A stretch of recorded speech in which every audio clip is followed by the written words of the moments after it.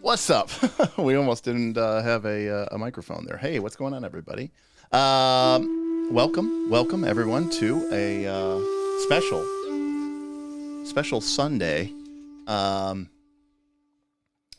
special Sunday edition of Night's Last Call. Yeah, we are excited to be here. So it's Labor Day weekend, and you know, we've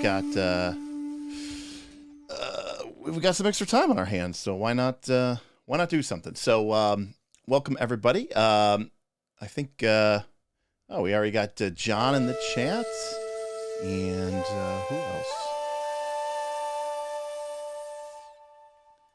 All right, we've got Philip Bush here. We got all the people, huh? All right, hold on a sec. Jeez, welcome. Yeah, Philip Bush just renewed their adventure membership for 5 months. Welcome. What's up, Dan? Good to see you here. Welcome aboard, everybody. So this is going to be a little bit unusual. Stephen, welcome. Says goes on vacation, comes back. It's an L5R episode. Yeah, so one of the things that we want to do here with Night's the Last Call is experiment a little bit with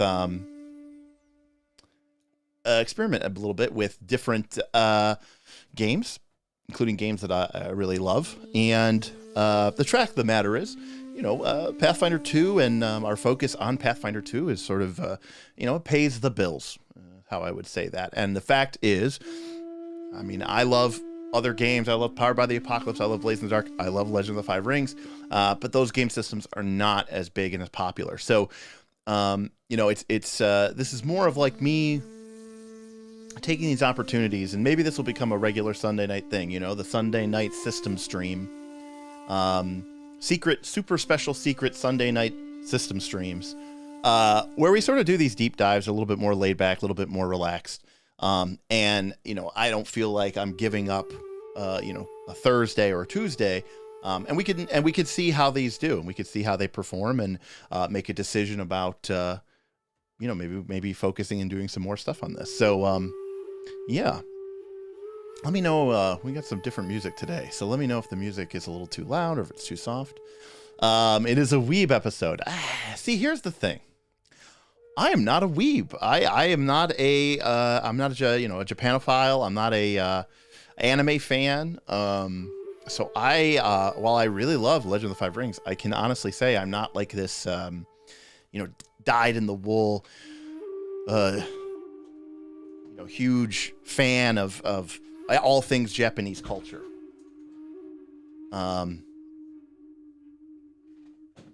Yeah, absolutely, John. I know you're a big Fate guy, and it'd be cool to have people on here to talk about it as well. So, So again, tonight's goal is to answer questions, but it's also to sort of. I talk a lot about this game.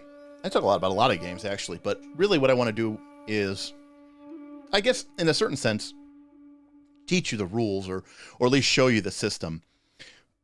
But as is normal for us here at Night's Last Call, and I'm sorry, I'm going to be kind of burpy.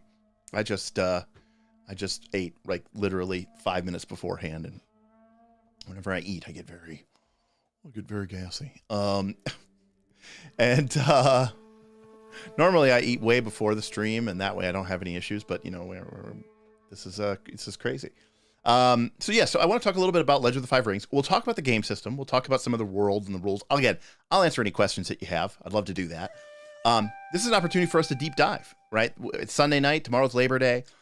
We can talk about this. This can exist out here for all time. We can cover as much or as little as we want to. There's no pressure here. And then I really want to focus on why I like this game. Is it perfect? Is the game perfect? No, there are flaws. And we can talk about some of those flaws and some of the things that, the game could do better. Rules editing and indexing being one of them.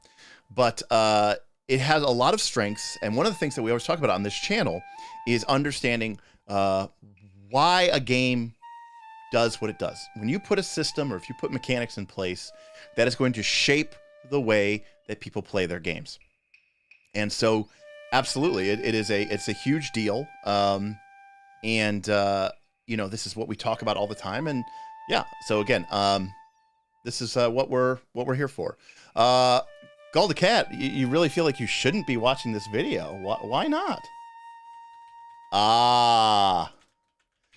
Yeah, that can be difficult at times, for sure. So it's actually kind of interesting. I want to start real quick with a fun story, actually, about how Legend of the Five Rings actually is kind of responsible for the reason why D&D is where it is today. I know that sounds kind of crazy. As a thing, but it is the case that Legend of the Five Rings is basically responsible for the modern day D&D thing. Hey, Steven! Anything outside of PF2E or D&D. Both great games, but diversification is best. Yes, awesome. Well, that's awesome. Thank you, Steven. That's a great tip. Steven comes in with a quick arrow of slang and takes out our hype boss and is now our new hype boss. Thank you very much. Yeah, I'm real excited. I'm really encouraged. I know a lot of people have been asking for stuff like this, and I'm happy to certainly happy to do it, and I really want to focus on that. So thank you very much for that awesome tip, Steven. That is That is very kind and certainly encouraging. So Legend of the Five Rings was originally a game that took place or that was created by a company called AEG, Alderac Entertainment Group. They're known for producing things like the original Seventh Sea and, yes, Legend of the Five Rings, both originally by John Wick. And Legend of the Five Rings eventually would go on to become a collectible card game as well. And in the collectible card game, the game was far more popular. I used to remember going to Gen Con, and you would see these huge tournaments for Legend of the Five Rings. And you may have seen Matt Colville talk a little bit about this on his channel. And so AEG had this role-playing game, and then they had this huge card game. And what was really cool about this card game was in Legend of the Five Rings, there are different clans. And we'll get more into this. There's the Dragon Clan and the Crane Clan and the Scorpion Clan. And when you showed up to a tournament, you had to bring a deck representing that clan. So the same way like Magic, we have red and white and blue and black. Well, in Legend of the Five Rings card game, you had dragon decks and crane decks, and you were like part of that clan. And what was really cool about the way they did this card game is they would have these big, massive tournaments. And if the Lion Clan did really well at that tournament, if the people who were signed up as Lion Clan players did really well, they would use that in the ongoing story of the Legend of the Five Rings. New cards would represent, things that happened at that tournament. So it was really, really, really cool that it was this living and evolving game, even though it was a card game. And the champions of certain tournaments would get to sort of decide where the story went next. Did the Emperor side with the Crane Clan, or did they sign with the Lion Clan or something like that? But what's interesting is that in the late 90s, TSR, which was the company that made Dungeons and Dragons, was in, obviously a huge amount of financial trouble, as is sort of well known. And what's really cool about this is Peter Atkinson, who Wizards of the Coast founder, made, producer of Magic the Gathering, had basically infinite dollars. And Peter Atkinson wanted to buy TSR. He wanted to come in, he wanted to save them. And Lorraine Williams, who was the president of TSR, I should say, she wanted nothing to do with Peter Atkinson. She thought he was bad news. And so she was saying, like, no, I'm not going to sell my company to you. She knew that, they were bankrupt, basically. They needed to sell to somebody. She was basically like, okay, I don't want to work with you. Well, it turns out she did want to work with AEG, but they didn't have the money. So in a secret kind of backroom deal, Peter Atkinson basically went to AEG and said, hey, look, we'll kind of like front you the money, and then AEG can go buy TSR because she's okay with that. And then like the moment the ink is dry, I pledge that Wizards of the Coast will come in and buy AEG. So the leadership, the ownership of AEG said, sounds good to us. And AEG technically bought TSR and then was immediately acquired by Wizards of the Coast. And in doing so, Dungeons & Dragons became the property of Wizards of the Coast. And along with Legend of the Five Rings. And that is why Legend of the Five Rings second edition was released not just as a Rokugan storyline, but also as a D20, because third edition came out, right? Like D&D had a history of Oriental adventures from their first edition. And so, they bought the company in like 97 or whatever, 98. And then when they released third edition in 2000, they said, well, you know what? We own Legend of the Five Rings now.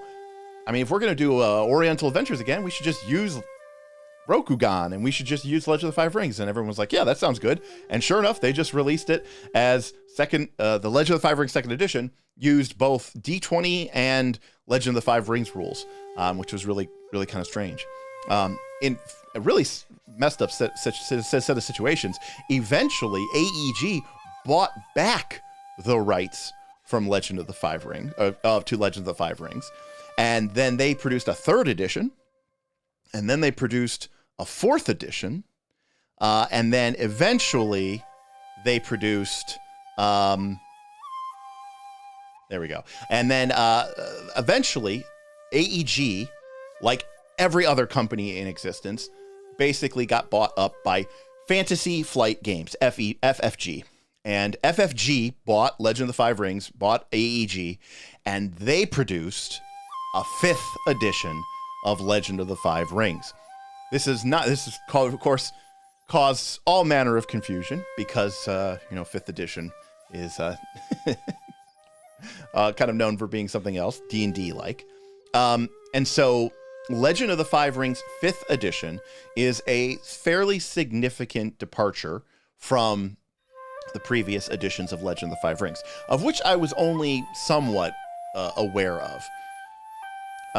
But I was aware of the Genesis system, and the Genesis system was originally reduced, again, what I mentioned before, Fantasy Flight Games bought up the rights to everything.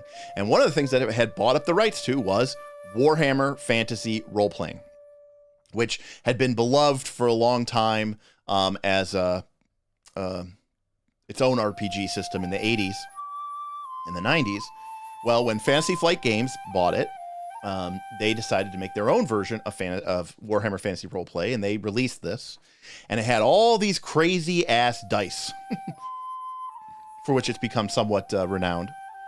And this crazy system of using all these dice has a certain amount of board game elements to it, but that system would later go on to be known as the Genesis system, Genesys, the Genesis system.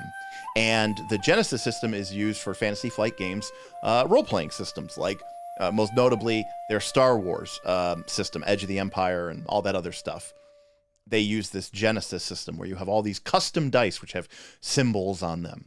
And so when Fantasy Flight Games decided to make their Legend of the Five Rings game, they thought, well, we kind of want to use the Genesis system.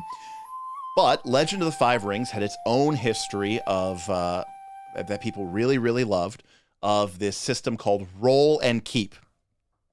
And the old first through fourth edition had this system called Roll and Keep that used D10s. And you would roll a bunch of D10s and you could only keep so many of them. So they wanted to use something similar to that, but they did want to sort of go in the direction of the Genesis system.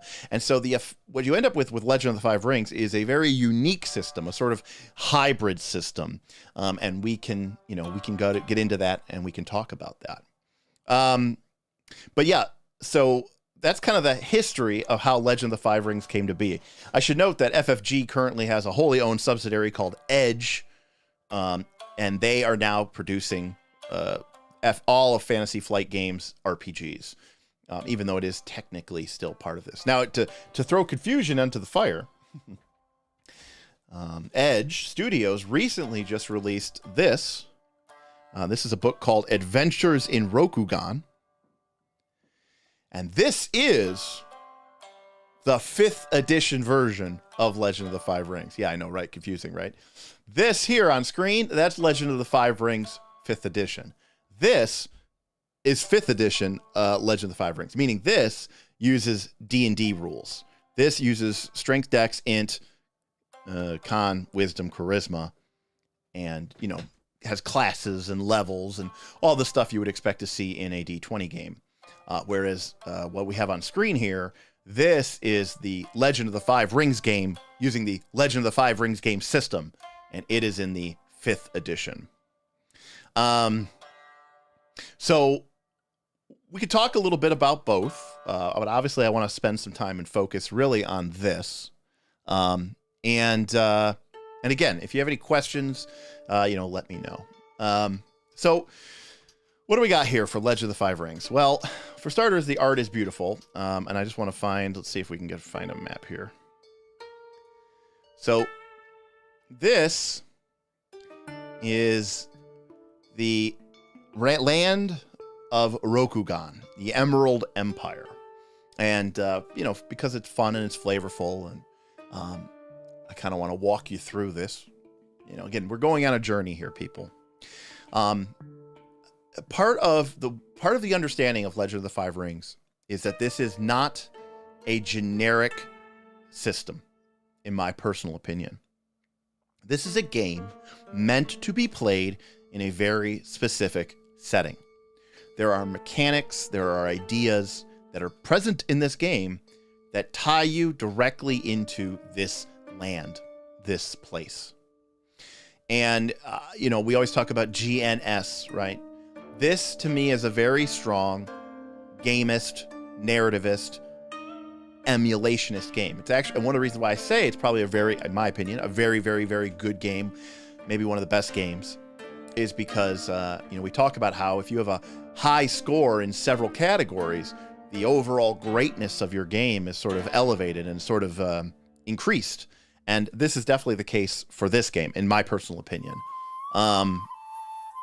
So what do we have here is the land of Rokugan. So take a seat back, and I am going to walk you through very quickly the myth and the creation of Rokugan. Because believe it or not, I believe that this is somewhat important to understanding this game. In the beginning, there was nothingness. There was void. There was nothing. And it was perfect. It had a level of perfection that could not be reached or obtained in any other way. And at some point, this nothing became aware of the emptiness around it. And in doing so, it became afraid.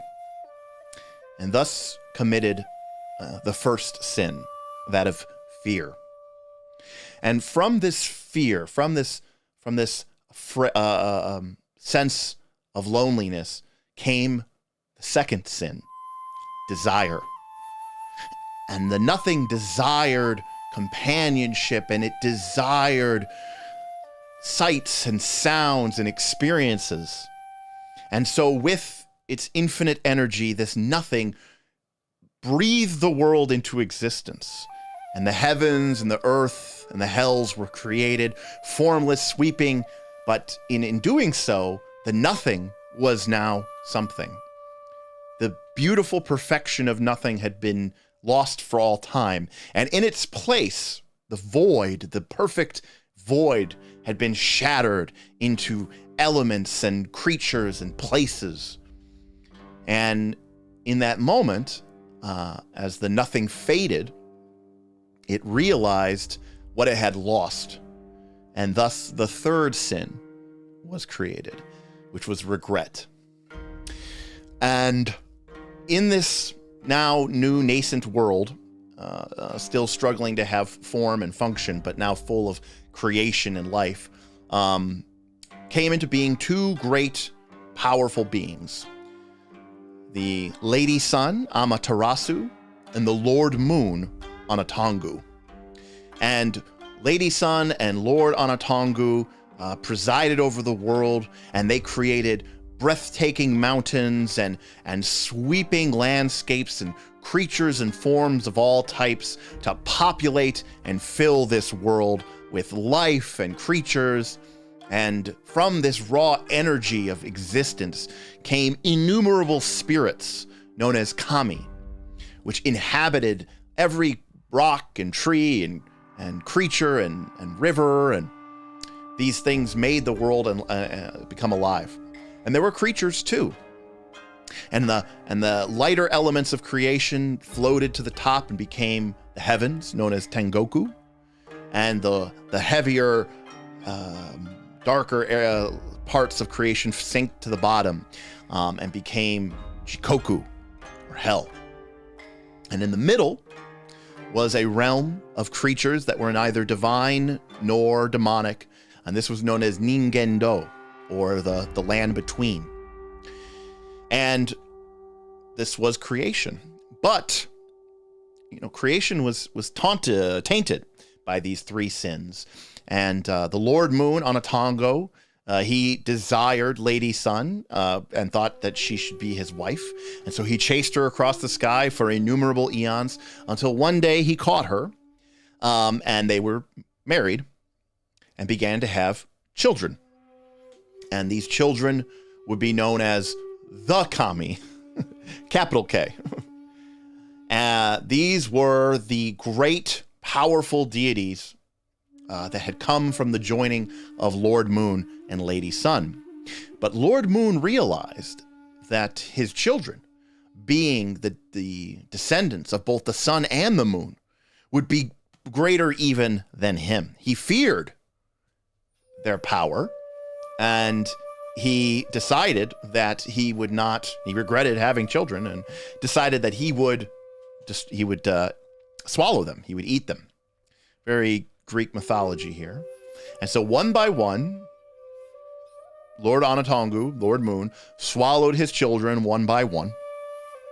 And of course, Lady Sun was very upset about this. And very quickly, she sort of figured out that what was happening. And so she placed a cup of poisoned sake, and gave that to Lord Onatongo each time he drank and ate one of his children, until eventually, when all but one child had been eaten, her youngest son, whose name was Hante, she swapped the young child with a stone, and he was so addled and drunk by the poisoned sake that Lord Moon did not realize that he was not eating one of his own children. And so the Lady Sun took Hante and she hid him away. And there she trained him in martial arts, the way of the sword, how to be true and just and honorable. And she taught him all of the lessons of heaven. And when he was strong enough and ready enough, Hante returned and faced down his father. And they began an epic sword duel. And of course, this is mythology, so their battle lasted for centuries, And as they did so, Hante would spill his father's blood. And overwhelmed by the emotion of the moment, Lady Sun began to weep. And as the blood from Lord Moon trickled down to the land below, and the tears from Lady Sun fell from the sky, together they merged, these pools of the moon's blood and the Lady Sun's tears. And from the melding of these two divine liquids, humanity was born. So in this way, humanity is in their own way, a child of the sun and the moon. They have all of the beautiful virtues that Lady Sun had, but they are also filled with those same sins and those same shortcomings that Lord Moon was filled with. Well, eventually Hante overcame his father, and he sliced open his father's stomach, and all of his siblings came falling out. And, they fell out, and as they did so, the heavens ruptured, and they fell out of the heavens, and Hante himself fell with them. And so from heaven, Hante and his siblings fell down from Tengoku, heaven, and landed in Ningendo, the mortal realm. And by the time that they had landed, they had crashed there, they discovered that they were no longer divine. They may be very powerful, they may be, supremely and supernaturally gifted, but they were now mortal.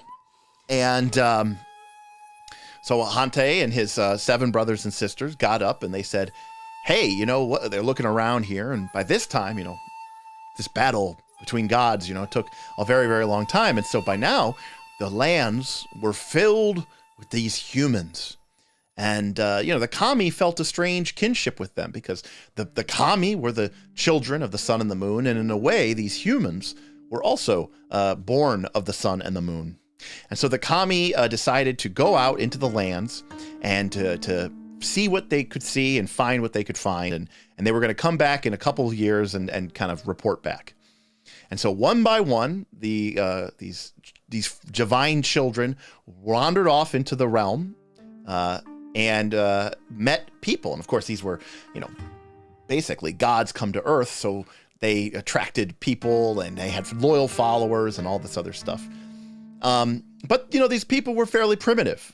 They had simple weapons. They did not have written language and anything resembling culture or civilization. And so 5 years later, the siblings once again met back up, and they said, hey, look, I met some really cool humans and they're really into this. And I met some really cool humans and they're really into this. And they said, you know what? We should lead these people. We should teach them everything that we know. We should show them everything that we know. We should teach them about poetry and culture and writing and how to forge weapons of steel and agriculture and sort of shepherd them. And they said, okay, that sounds great. But, you know, we're, you know, up in heaven, there's the one ruler. Who's going to be the ruler down here? And they said, that's a great idea. We should have a tournament, a sword fighting tournament, basically. And whoever wins that, that's going to be the emperor. So the emperor got together with his 7 brothers and sisters, Hida, Bayushi, Doji, Akodo, Shinjo, Togashi, and Shiba. And they basically had a big tournament, a sword fight tournament. And when all was said and done, Hante was the winner. And so he became the emperor of Rokugan. His 7 brothers and sisters swore fealty to the emperor, and he gave them each a portion or a piece of this new land to rule over in his, sort of as his fiefdom. And they and their descendants and their followers would, owe him fealty for, forever, and his followers forever. And so these 7 brothers and sisters returned to the areas and the lands that they had discovered, and they formed the 7 great clans. Strong Hida, and the emperor also told them, he said, everybody had their unique gifts. And so the emperor told them, kind of gave them an assignment or a job. So to his brother Togashi, who was inscrutable and mysterious and monastic, he told him to journey into the mountains of the north, and to watch the empire from afar, to be aware where others are not aware, to see that which is unseen. And so Togashi went into the northern mountains with his followers, and they became known as the Dragon Clan. And there they have stayed for 1,000 years. To his brother Shiba, he asked him to journey into the lands where people spoke to the spirits of the land and could control fire and volcanoes and earthquakes and tsunamis. And Shiba was always a religious and quiet and contemplative and meditative man. And so Shiba went and formed the Phoenix Clan. To his sister Shinjo, who was always sort of a wanderer and a bit of a troublemaker, he gave her the mission of take your followers and leave the empire. Go find out what's going on with the rest of this world. And when you found out everything that you need to find out, come on back. And that became the Unicorn Clan up here in the Northwest. To his strong brother Hida, he said, hey, look, there's some bad stuff going on down to the south. There's some darkness festering here in the south. Why don't you go down there and defend the empire from whatever darkness lies to the south, which would become known as the Shadowlands. And that became known as the Crab Clan. And then 3 of his siblings kind of get special attention. To his sister Doji, who would found the Crane Clan, he gave the job of creating rules and laws and culture for the empire. And they would sit at his left hand and be sort of the legal and cultural representatives for him in the empire.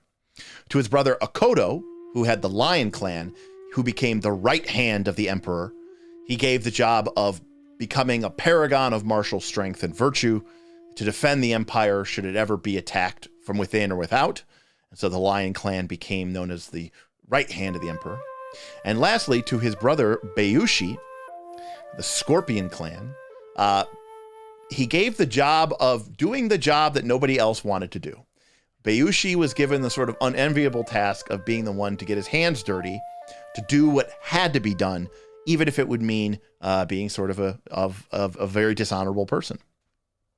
And so those are the 7 clans of Rokugan, and each one owes fealty to the emperor, but is sort of its own thing with its own culture and its own lands and its own people. If this seems or sounds familiar at all, it's because it's kind of like Game of Thrones. In fact, Game of Thrones is, right, the 7 kingdoms. Well, there's 7 clans, and they all kind of do their own thing. I mean, in fact, sure, it's to the south, not to the north, but, the Crab Clan are a bunch of, gruff, tough, taciturn people who literally guard a gigantic magical wall that separates them from the lands of darkness. So, like, are they kind of like the Starks? Yeah, they are kind of like the Starks, right? Dan says, Dan, dude, do you just have all this lore and history off the top of your head? Dan, I do, actually, as a matter of fact. I do. So, there's a lot of similarities here between kind of your Game of Thrones. And in the same way that all of the, the Lannisters and the Starks swear fealty to the throne, but they have their own, their own agendas and their own, politics and their own military objectives. And there's battles and there's wars and there's, fighting between all of these different samurai. And, the emperor tries to keep everyone aligned, but, one king, 7 kingdoms, one emperor, 7 clans. So it's the same kind of principle that kind of makes Game of Thrones, in my opinion, so really, really very good.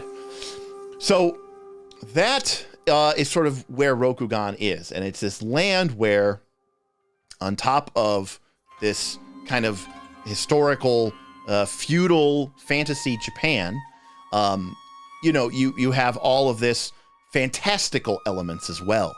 So it's a really interesting example. We think about D&D, and we basically are thinking, for the most part, at least this is where it started, right, as sort of medieval Europe, knights and castles and swords and crossbows, and then sprinkling a bunch of magic and European folklore on top of it. To me, Legend of the Five Rings is doing that, but for East Asian cultures, particularly Japan. And I think it's very interesting, and I think it's very different from what you normally get from a D&D game, which is, I think, what makes it so interesting. All right, so let me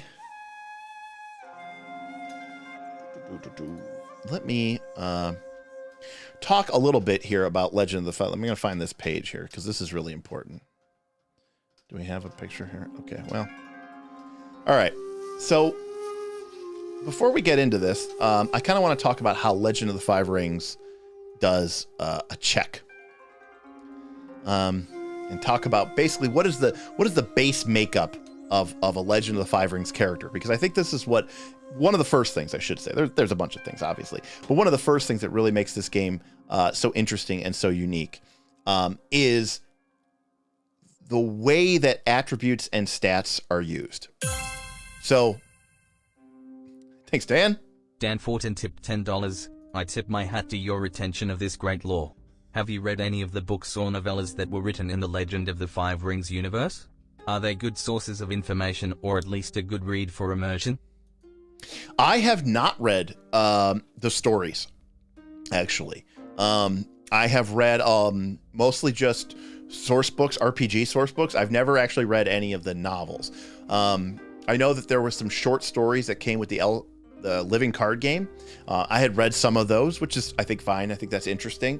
But no, most of what I know, I really just know from the RPG. I just found it very fascinating, and I think it also, again, kind of felt very Game of Thrones-ish to me, and so I think I just sort of, it just really stuck in my head as being particularly interesting. So yeah, that would be what I would say to that. So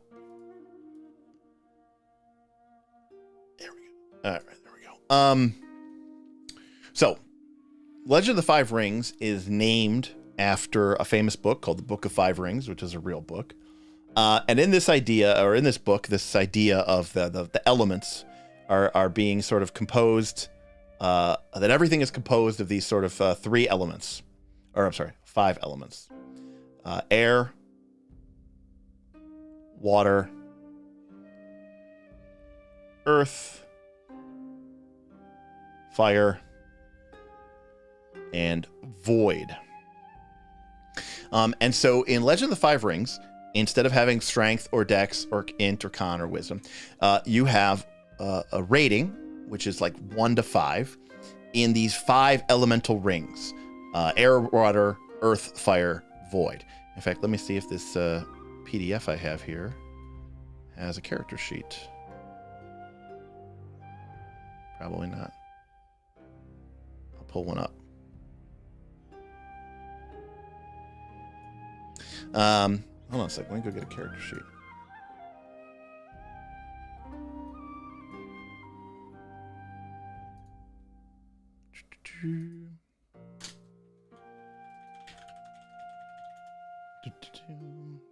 Hopefully everybody's doing all right tonight.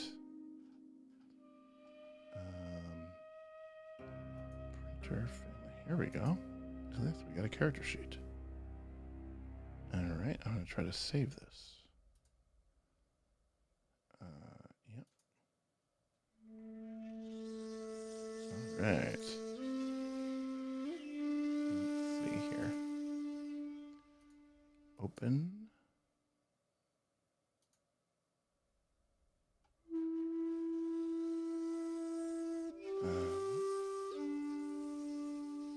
Okay, there we go. Okay, cool.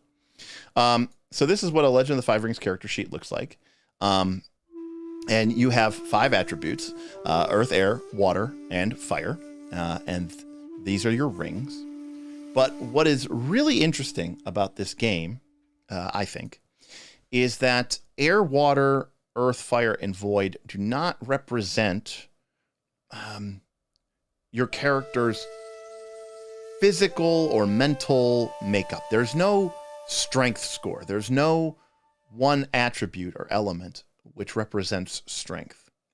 Instead, each element sort of represents a different approach, a different way that your character would perform an action. So the element of air, for example, is about, let's just say, well, I'm going to be very, but it's kind of sneaky. It's kind of indirect, right?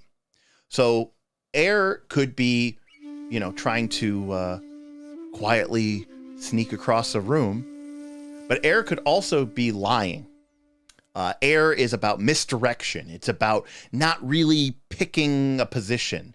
It's about really about being kind of real flitty and not really, being solid. It's about having all this, things that we would associate with the element of air. The element of water is about being, adaptable and sort of going with the flow. Earth is about being, solid and logical and reasonable. Fire is about being passionate and creative. And void is about sort of being meditative and sort of, no mind. So right off the bat, what makes this game interesting is you can use any stat for any check in the game. And in fact, here, I'm going to mute it or close this really quick. But here, if you take a look at the character sheet here, and I'm going to zoom in a little bit, you can see down here, along the left-hand side, there are a bunch of skills. Okay, there's things like, fitness, martial arts, melee. Oh, okay, that's pretty cool. There's scholarly skills like culture and medicine and government. There are social skills like command and courtesy. Okay, so these are all the skills in the game. But any of these skills can be used with any of the 5 rings. And in fact, just to kind of put your mind into the right spot. They call these in the game approaches. So like, if you're doing artisan skills, then you can use any of the 5 rings for any of the artisan skills. If you're using water, for example, the game says that is called adapting. Okay, so as an example, let's say that we'll take smithing as an example. I'll use some Game of Thrones examples. A Game of Thrones, spoiler alert, Ned Stark gets killed, and they get a hold of his Valyrian steel sword, ice, and they break it down, and they turn it into 2 new swords, one of which becomes known as Widow's Wail, I think, which is the sword that Joffrey has. And then there's the other Valyrian steel sword, which I cannot remember the name of, but that's the one that goes to Jaime Lannister. Oathkeeper or something. I don't remember exactly what it's called.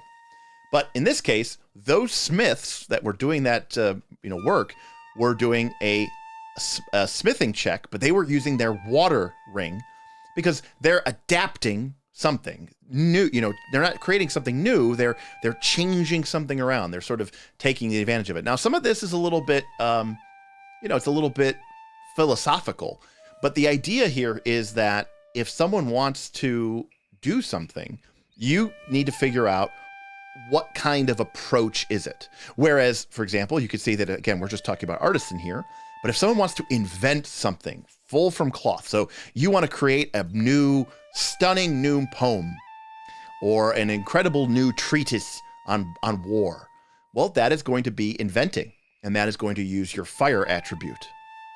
What if, going back to smithing, what if I'm not changing something, I'm not creating something, I'm simply restoring it to the way that it was originally designed to be? Well, that would use your earth ring.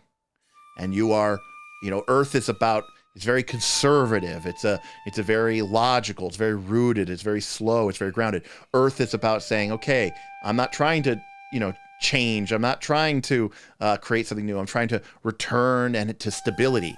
And so in that way, the earth ring can be used with artisan skills to restore something. But that nature of using the 5 rings applies to every skill test in the game.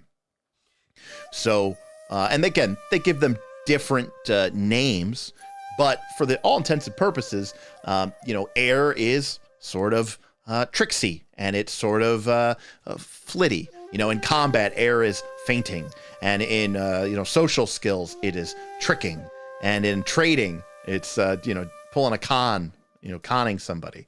So again, one of the cool things about this game is, and to be clear, technically you could do this in Pathfinder 2. People talk about this all the time, or D&D 5th edition, where you can call for a skill check and say, but I want to use a different attribute. I want to use dexterity instead of strength, which is fine, which is cool. But ultimately, at the end of the day, we know that the strength score means strength, and that the dex score means, how agile you are, and the strength score means how strong you are. But these attributes don't mean that in this edition. Your character may be very, very strong, and we might tend to think of someone who is very strong as, having probably high earth or something like that, because that's just the way we envision it. But there is no strength attribute. There is no, strength check. None of these rings means strength. And so in that regard, that can be very, very freeing as a game master and as a player, because here's the cool part about it. There's no, my charisma sucks, so I can't do social skills. My strength's garbage, so I can't fight with a sword. None of that exists in this game, right? If your character has a very, very high fire stat, well, that very high fire stat is just as useful in combat as it is in the courtroom, because or the throne room, or the trade negotiation, or at the at the poetry contest. All that means is that your character is very passionate and creative, and they're driving, and they're full of life and zest and energy, and they want to push their agenda, and they want to, in combat, this is the character that is recklessly charging forward. They're the ones who are screaming battle cries, leaping forward, swinging their katana back and forth dramatically and with flourishes, and they are, very much filled with zeal and passion. And the same thing's true, in the throne room. They're the character who is launching the fiery oratory. They're the ones who are maybe trying to stir people through emotion rather than, logic or reasoning or trying to compromise. They're driving forth their agenda, consequences be damned. And so having a high fire ring really is a role-playing guide as well. And this is why I talk about this game being like an important, like, gamist narrativist combination. In the sense that these traits not only tell you mechanically how your character works, but they also give you incredible ideas how to roleplay. How do you roleplay having a high strength? You can't. You can certainly describe what your character does, but the motivation and the manner in which you do it, it's all kind of just left to, you writing it down on your sheet somewhere, background. There's no mechanical connection. If I write down on my character sheet that my character is very passionate and, angry, mechanically, that has no effect on the game. Whereas in a game of Legend of the Five Rings, if you and I were playing and your samurai had a very high earth ring, not only would that inform what you can do mechanically, but it would also inform you how your character should play, because those two things are kind of the same thing. When we go into a scholarly situation, your character isn't trying to, theorize a new plan of attack or come up with a new document. No, they're recalling. They're being very methodical, and they're the kind of person who's like, well, in 1821, if you recall the case of Lord Katsumoto and Lady Shinjo, it was decided that when the river shifted, the land should go to those further to the west. So I think in this situation, the land dispute should side with my clan, right? Your character is very solid and dependable and logical and very, and even in combat, the approach is to withstand. Your character is the rock, the hard place. They aren't flitting about the battlefield, right? They're this brick wall. So they don't take chances. They are much more balanced and even. And here's the cool thing. You get 5 rings. So you might have multiple stats that are high. You might have some that are low. And it can really sort of reflect not just mechanically what your character can do, but also really be a powerful tool in just 5 simple numbers to tell you how you should be role-playing your character. And I don't mean role-playing like say funny voices. I mean role-playing in the truest sense of the word. What are the actions and thoughts and goals, behaviors, and motivations that my character should have based on them being the way that they are? And if my character has a very high, let's say, earth ring and a very high void ring, right? Suddenly this character is this very meditative, quiet person who is focused always on the past and is always sort of, speaking listening to everyone and speaking last, and is always, thinking about what can we learn from this situation? Maybe we should wait and gather more information. We shouldn't act, rashly. We shouldn't try to compromise and find an in-between solution. We should wait until we find the one perfect universal truth. And that's just me getting that from my attributes, okay? That's just getting this from my earth, air, fire, and water, and void. Because they don't represent like a physical quality, like how smart my character is. They instead represent the way that my character goes about things. Okay? So that is your character's attributes, which are called your rings. And then you have skills. And to believe it or not, skills kind of work like skills in almost every other RPG, kind of. There's a bunch of them. The game talks about how if your game is very, very, say, political heavy, you might want to create more social skills and scholar skills. And maybe you make the martial skills just one skill. The number in the word in the brackets represents a sub skill. So if you were playing a game that had very little fighting in it, you might get rid of martial arts melee, martial arts range, and martial arts unarmed, and you might just make one skill called martial arts that covers all three. At the same time, if your campaign was based around foreign politics, you might take culture and you might expand culture to be, culture, Rokugani, culture, Gaijin, culture, Kamara, culture, burning sands. Like, you might have all these different sub things broken up because you want to, encourage people to, you want the skills to matter. But as a baseline, I think this list of skills is pretty important. So, now that we understand what rings are and we understand what skills are, let's talk about how you make a test, or how you roll dice in this game. So this is kind of cool. This is how you make a check. The first thing to understand here is there are two types of dice in this game. Remember, I said it's like Genesis. It's like Fantasy Flight games, okay? So there are two types of dice. The first is called a ring die, okay? And it is 6-sided.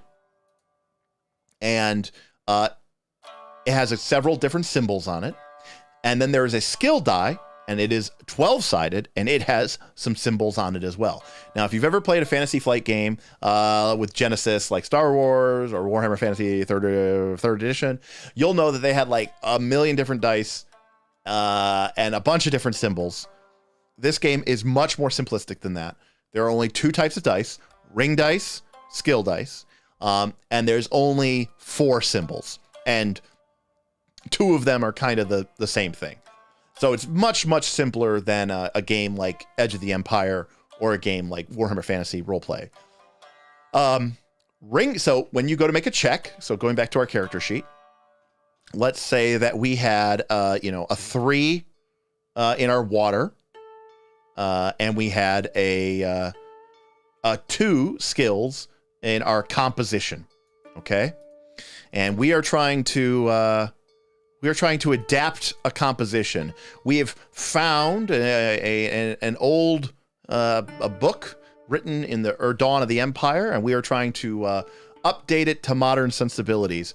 And so we are making an adapt check on composition. So we have 3 in our water, and we have 2 in our composition. Okay. So in that case, we would roll 3 ring dice, or 3 of these black dice, and we would roll 2 of these skill dice. Now, I mentioned before, way at the beginning, that this game, Fantasy Flight Games, is its own thing. But historically, the prior 4 editions of Legend of the Five Rings used a system called Roll and Keep. Now, this game does not use Roll and Keep, but they tried to at least tip their hat to the Roll and Keep system. And I'm going to talk about why I think this is a great mechanic in a minute. What you do when you make a check is you gather together the number of ring dice per your character's stat, in our case 3 water, so 3 black ring dice, and we had 2 in our composition, so we're going to get 2 of the white skill dice. So we've got 3 black dice and 2 white skill die. And sorry, let me see if we can get this real quick here. I think we maybe. And so when we go to assemble our dice pool, we will have our, our 3 things. So let me go ahead here. And we're going to roll our dice, and then we're going to generate some symbols. Whoa. From those dice. Sorry about this. I don't know what's going on with my PDF. PDFs are horrible. Okay. This is, again, we're going to talk about all these things, and then we're going to talk about why I think this is really great.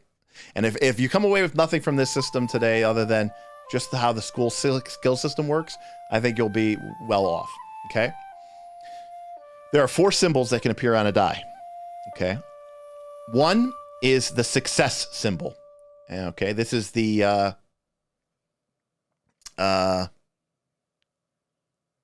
Zen Buddhist circle. It is an incomplete circle. It represents perfection, but never achieving it. Success means you get 1 point of success. In this game, DCs are called TNs, or target numbers. And they range anywhere from 1 to maybe 5 or 6. That would be pretty damn high. But this works just like a DC in any other situation. The GM will tell you, okay, the task that you're attempting is TN2, test number 2. And what they are saying is that when you make your die roll, you need to come up with at least 2 or more of these success symbols when you make your roll.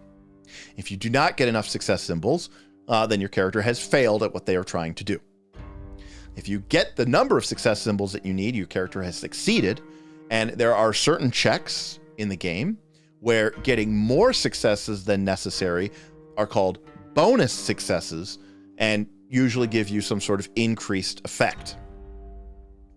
I mentioned before that 2 of the symbols are kind of the same. Well, this is where explosive success comes in. Explosive success looks like one of these split up into 3. If you generate an explosive success, that counts as 1 success, but then you get to take another dice, roll it, and add it to your pool of dice. So explosive success means that a character who rolls really hot and really lucky could end up generating a massive check number because of these explosive successes. And yes, if you roll an explosive success on your bonus dot, you get to roll another die, and you get to keep going. So, that's very rare, but the situation exists where you could generate some pretty cool rolls that are come out of nowhere, and it definitely gives the game, it gives it sort of that critical hit, oh my god, kind of experience that you get from like a D20 game when you roll 20 or you roll really well, and you get this like incredible success that comes up, not all the time, but maybe once or twice a session where you're like, this is really cool. And it also gives you that sort of Hail Mary ability where you can go like, okay, I need to get at least 1 explosive success to have a chance at this. So that could be really, really fun.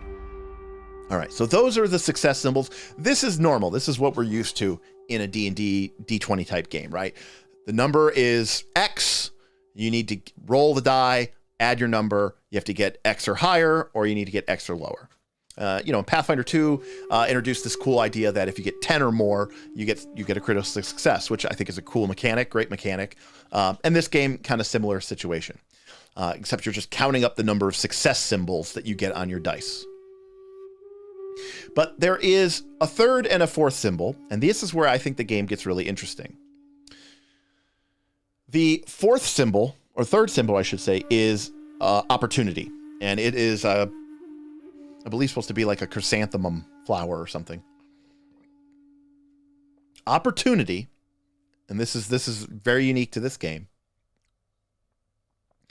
Opportunity represents your character gaining an advantage or a soft benefit, maybe that they can't use right now, but provides them with an opportunity to do something later. Okay, that sounds kind of stupid, Derek. What the hell are you talking about? For starters, you have to understand. Hey, Rivo! Grim tipped $5. Caught the stream late. Got to rewind so it makes sense. I just wanted to make sure to get my tip in on time. Been curious about L5R for a while, so thanks for this vid. All right, thanks, Rivo. If you're not already catching up, watch it fast speed so you can catch up to present day, and let us know if you get here. Thank you very much for that, by the way, buddy. Appreciate it. Appreciate you. Opportunity symbols do not. Okay, I'm trying to say this in the exact right way. On the 6-sided ring die, the black ring die, there is only one side out of 6 that is blank and that has absolutely nothing. That is a dead side. Every other side has successes or opportunities. And yes, there is even on the white die, the skill die, there is a die side that has a success and an opportunity on it. What this means is that if your character, if you roll the dice and you do not get enough success symbols, so you didn't succeed at your check, almost by definition, that means that you will have rolled a lot of opportunities instead. This is kind of the game mechanical equivalent of, when God closes a door, he opens a window. When your character rolls a check in this system, if you generate a lot of successes, that probably means you did not generate a lot of opportunities. Bearing in mind being super proficient, high level, badass, awesome character. But, the sides of the dice tend to have successes on some sides, opportunities on the other sides. And like I said, there's a very few that have some that are both for both.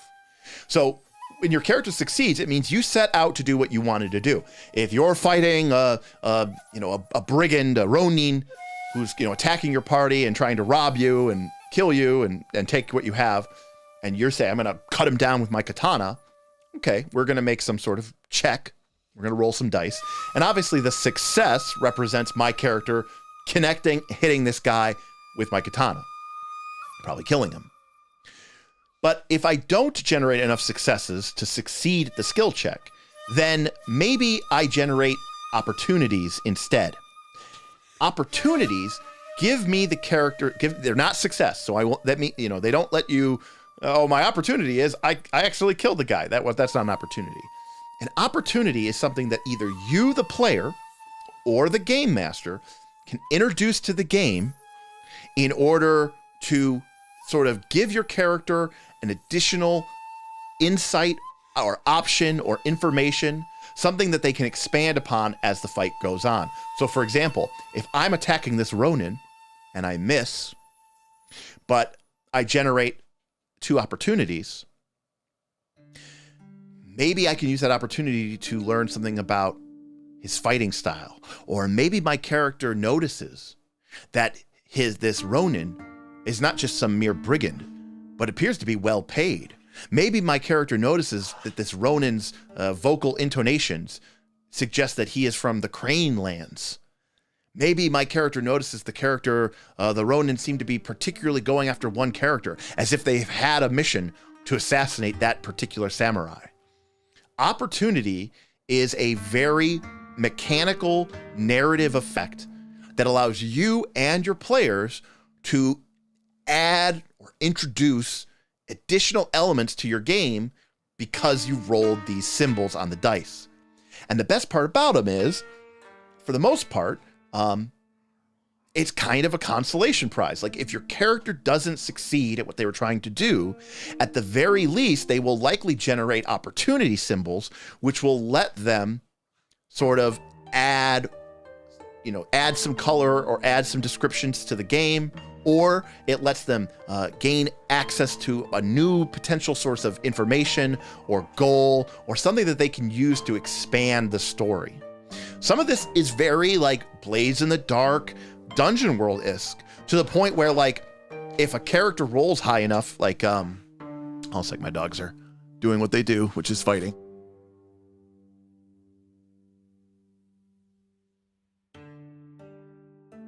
Okay. If a character rolls, and some of this is, they discuss this in the game, but a character might roll, in terms of pricing this out, but a character might miss and generate 2 opportunities. And maybe they were making an earth check, right? Earth is about remembering and knowledge and stuff. Maybe your character goes, Derek, can I spend 2 opportunities? Maybe I know who this guy is. I remember him. We were in the same army together like 10 years ago. He was just some, random Ashigaru peasantman, but we were in a unit together. We fought together, and maybe my character can remember that.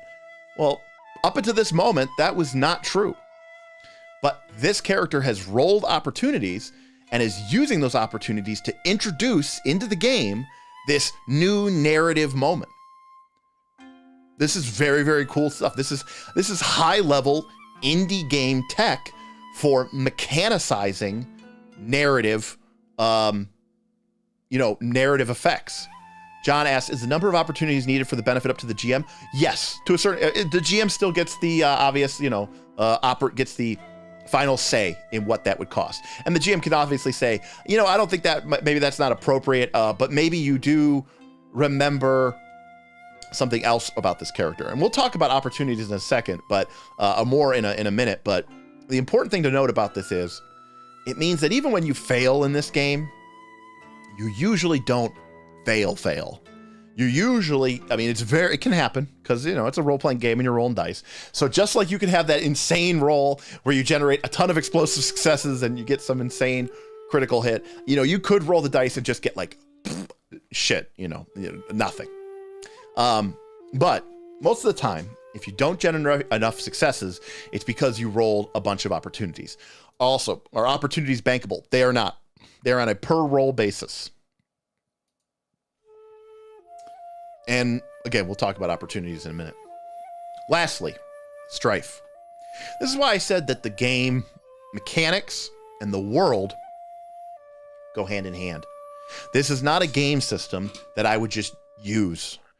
This is not a, mechanical dice system that I would ever take into a D&D type setting. Sorry, Adventures in Rokugan. Now, you might be able to use the setting of Rokugan and the cool gods and stuff and just turn it into a D&D game. That's fine. But this is using a completely different rule set. Part of this game is that you are a samurai.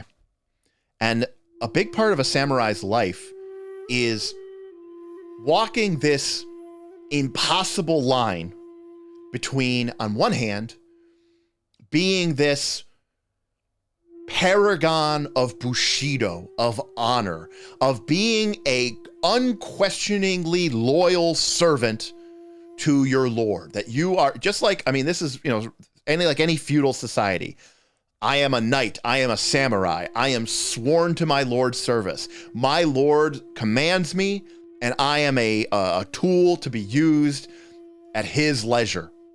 And in Legend of the Five Rings, your samurai is expected to be this paragon of virtue, to behave completely with composure and honor and courage and courtesy and righteousness and truth and sincerity at all times.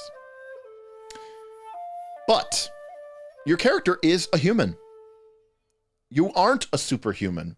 You may have incredible talents and gifts because, yes, this is fantasy, East Asia inspired fantasy Japan. So your character still gets some pretty cool, powerful, abilities and stuff like that. It's not like it's like a historical simulator. But at the end of the day, your character is human. And your character has human wants and human needs and human emotions. But the nature of being a samurai, of being this, stoic warrior servant, kind of is at odds with that. And so some dice that have opportunity symbols on them or have success symbols on them. All right, thank you, PDF. Also have the strife symbol on them, which is represents a single lotus blossom leaf. And the book says it here better than I can, so I'm just going to read from it. It says, the strife symbol represents an upwelling of emotion. Strife does not affect success or failure on a check, but instead accumulates over time, potentially leading to outward displays of emotion that can alter the direction of the story for good or for ill. The more it accumulates, the harder it is to maintain the decorum expected of a samurai, a key struggle in the genre of samurai drama. I mentioned before that this game scores high for me on the gamist section because there's a lot of crunchy mechanical rules here. If you like picking up feats and having, technical abilities and all this other stuff, this game has it, and in spades. It also has very strong narrative components. We've already talked about how rings connect directly with the way that you play your character. The way that I describe how I am doing a check, the narrative of that affects the mechanics of what dice I get to roll, right? And this is very similar to something like we play Powered by the Apocalypse, right? Where the fiction informs the mechanics inform the fiction, right? To do it. But this is where I talk about the emulation, not simulation. Emulation. Emulation is all about the mechanics of the game creating a feel or an experience for you, the player, that kind of makes you get a sense of what it was like or to feel the same kind of experience that your character is feeling. I talk about this all the time. Blades in the Dark is a great example of an emulation game. Because you're not simulating being a criminal. Simulating being a criminal would involve you planning for hours and knowing a lot about security systems and lock picking and being really, really smart and planning ahead and secretly bribing the guard before you even went on the mission. We don't do any of that in Blades of the Dark. We emulate being a badass criminal. And that's why we use things like flashbacks, because we get to pretend like we're a badass thief, because in real life, we aren't a badass thief, but our character is. And so we get to feel like a badass thief because by using the flashback mechanic in Blades of the Dark, we're able to show that, look, Derek, I would have never thought, oh yeah, they're probably going to take our weapons at the door. I'm stupid. I didn't think of that. But my character would have. And so I'm going to show a flashback of how the day before, my character came in just to get a drink and secretly, stashed a pistol, in the bathroom, behind the toilet, a la The Godfather, right? It allows my character and vis-a-vis me to feel like a very capable scoundrel and criminal. Well, the same thing's true in this game. This game is all about making you feel the struggle that a samurai has to go through towards balancing duty and honor and responsibility and human emotion. And, strife is a fantastic way of dealing with this. And there's a little sidebar here, which I'll read. It says, is strife bad? It says, no. Feeling emotions is a natural part of existence. Strife, represented on the dice by the icon of a stylized single cherry blossom petal, embodies both positive and negative emotions, as well as the uncertainty that accompanies ambivalence. Players should think of it first and foremost as a barometer that helps them gauge their character's emotional state, meant to inspire their role-playing. Now, it also has a mechanical effect, and we'll certainly get to it. But strife, for a samurai is feeling happy. If I make a dice roll to, let's say, read my poem, I get to perform my poem in front of the imperial court. So the GM says, okay, you're gonna make your poem, poem check, and your character says, and you say, my character, even though the poem is over 17 scrolls long, my character has, committed it to memory. I am going to recall it, and I am going to use, perfect diction and perfect meter, and I am going to just, embody that. And I say, okay, great. You're going to make an earth check, and you're going to make a composition check or a performance check or something. And we say, okay, that's great. And then you're going to roll these dice. And maybe you roll really well. And you're choosing your symbols that have successes because you want to do really well in front of the imperial court and really impress some people. But you also notice that on some of these dice, you get some of these strife symbols. Now your character's not getting upset. Your character might be really excited. But in a land of the samurai, in the land of Rokugan, even being happy is kind of a social faux pas. Your character is supposed to be this stoic warrior priest almost. And so if your character gains strife from that check, it's because they're really excited. They're just a hurt person. Inside, they're sitting there going like, oh my God, I can't believe it. I crushed it. I knocked it out of the park. I'm feeling great. But outside, they are supposed to be, thank you, it was an honor to perform for you today, and then leave without any, hubbubaloo. But strife, in addition to having some mechanical effect, which we'll talk about in a minute, is a great way to gauge how close is what is my character feeling right now? If my character has a lot of strife, they are on the verge of bubbling over. They are on the verge of losing their samurai composure. If their strife is low, then you know that your character is in control, that they aren't sad or excited or, that's not to say they're a robot, but it means that they might still be feeling things, but they're in control. As the strife starts to build up, though, that is not only has a mechanical effect, but it's a great role-playing cue that maybe your character is starting to get a little irritated. They're starting to show a twinge of emotion. They start to maybe become a little bit more sarcastic or a little bit more impassioned. Maybe a smile cracks, across their face. These are all cool narrative things, but they're also really cool. They're all really cool mechanical things, but it's also really cool narrative things as well. So making a check. So let's take a look here. Let me see if I can bring this up, if this won't completely crush everything. Dan, we will take care, buddy. Thanks for everything. Take a look, check it out later, and I'll see you tomorrow for the Oath game. I'm looking forward to it. Sounds sweet. Thank you. I'll probably go to 10 o'clock tonight. Just to sort of keep this, somewhat reasonable and somewhat watchable. I could talk about this game for a very, very, very long time. But let me...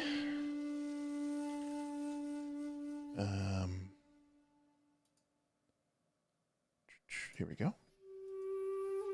All right. Cool. So this is just an online dice rolling app for Legend of the Five Rings. And what we're going to show here is just an example of a dice roll. So I said before, my character is going before the Imperial Court, and they are going to recite from memory the epic stanza of the great battle of the White Stag. So in this example, my character might have, 3 in their Earth stat, and they have 2 in their performance check. So that's 3 black dice, and that is 2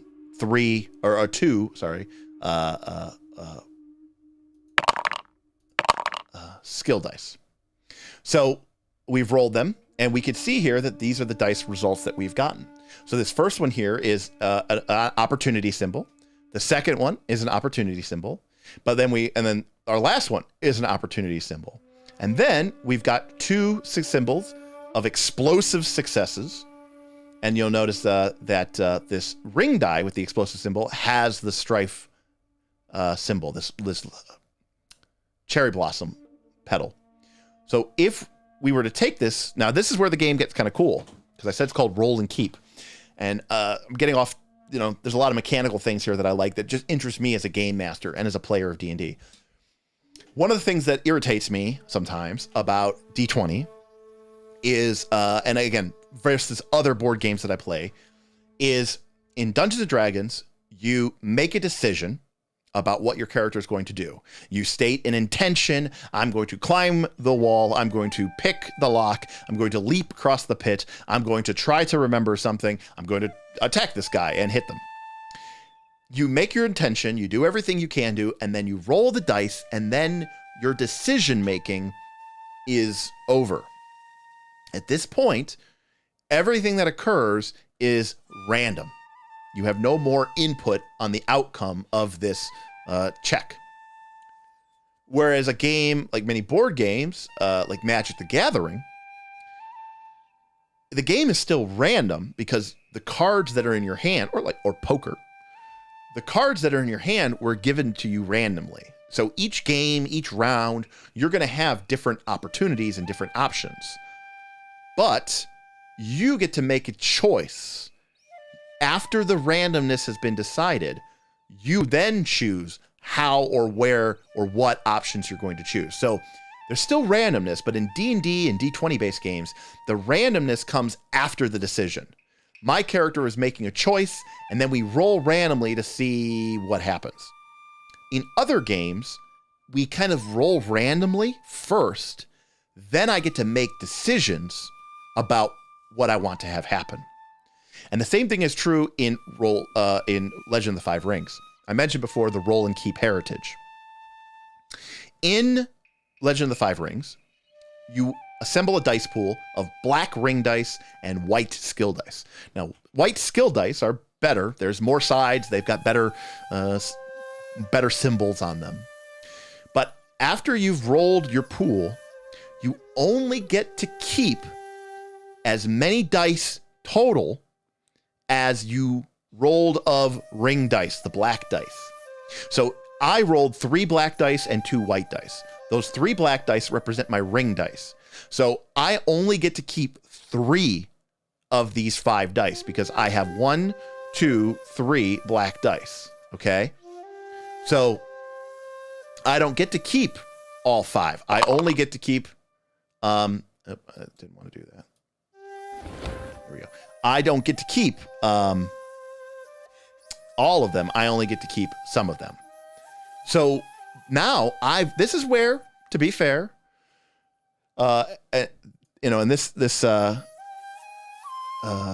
system, this dice roller that I found online isn't great because there's actually a really good one for your phone and it's free as well. And you can use the real dice too, but this one isn't really super great because it doesn't let me like actually select these dice. But I get to keep 3 of these 5 dice. So at this point, I get to make some cool decisions. Like, for example, I might want to keep the, this one. I might want to keep this one and this one. And I mean, these 3 are all functionally equivalent. They're just an opportunity symbol, but I get to keep 3 dice. And so maybe in this case, I go with these 3. And my character would, we got 2 explosive dice here. Remember, this is the explosion symbol. But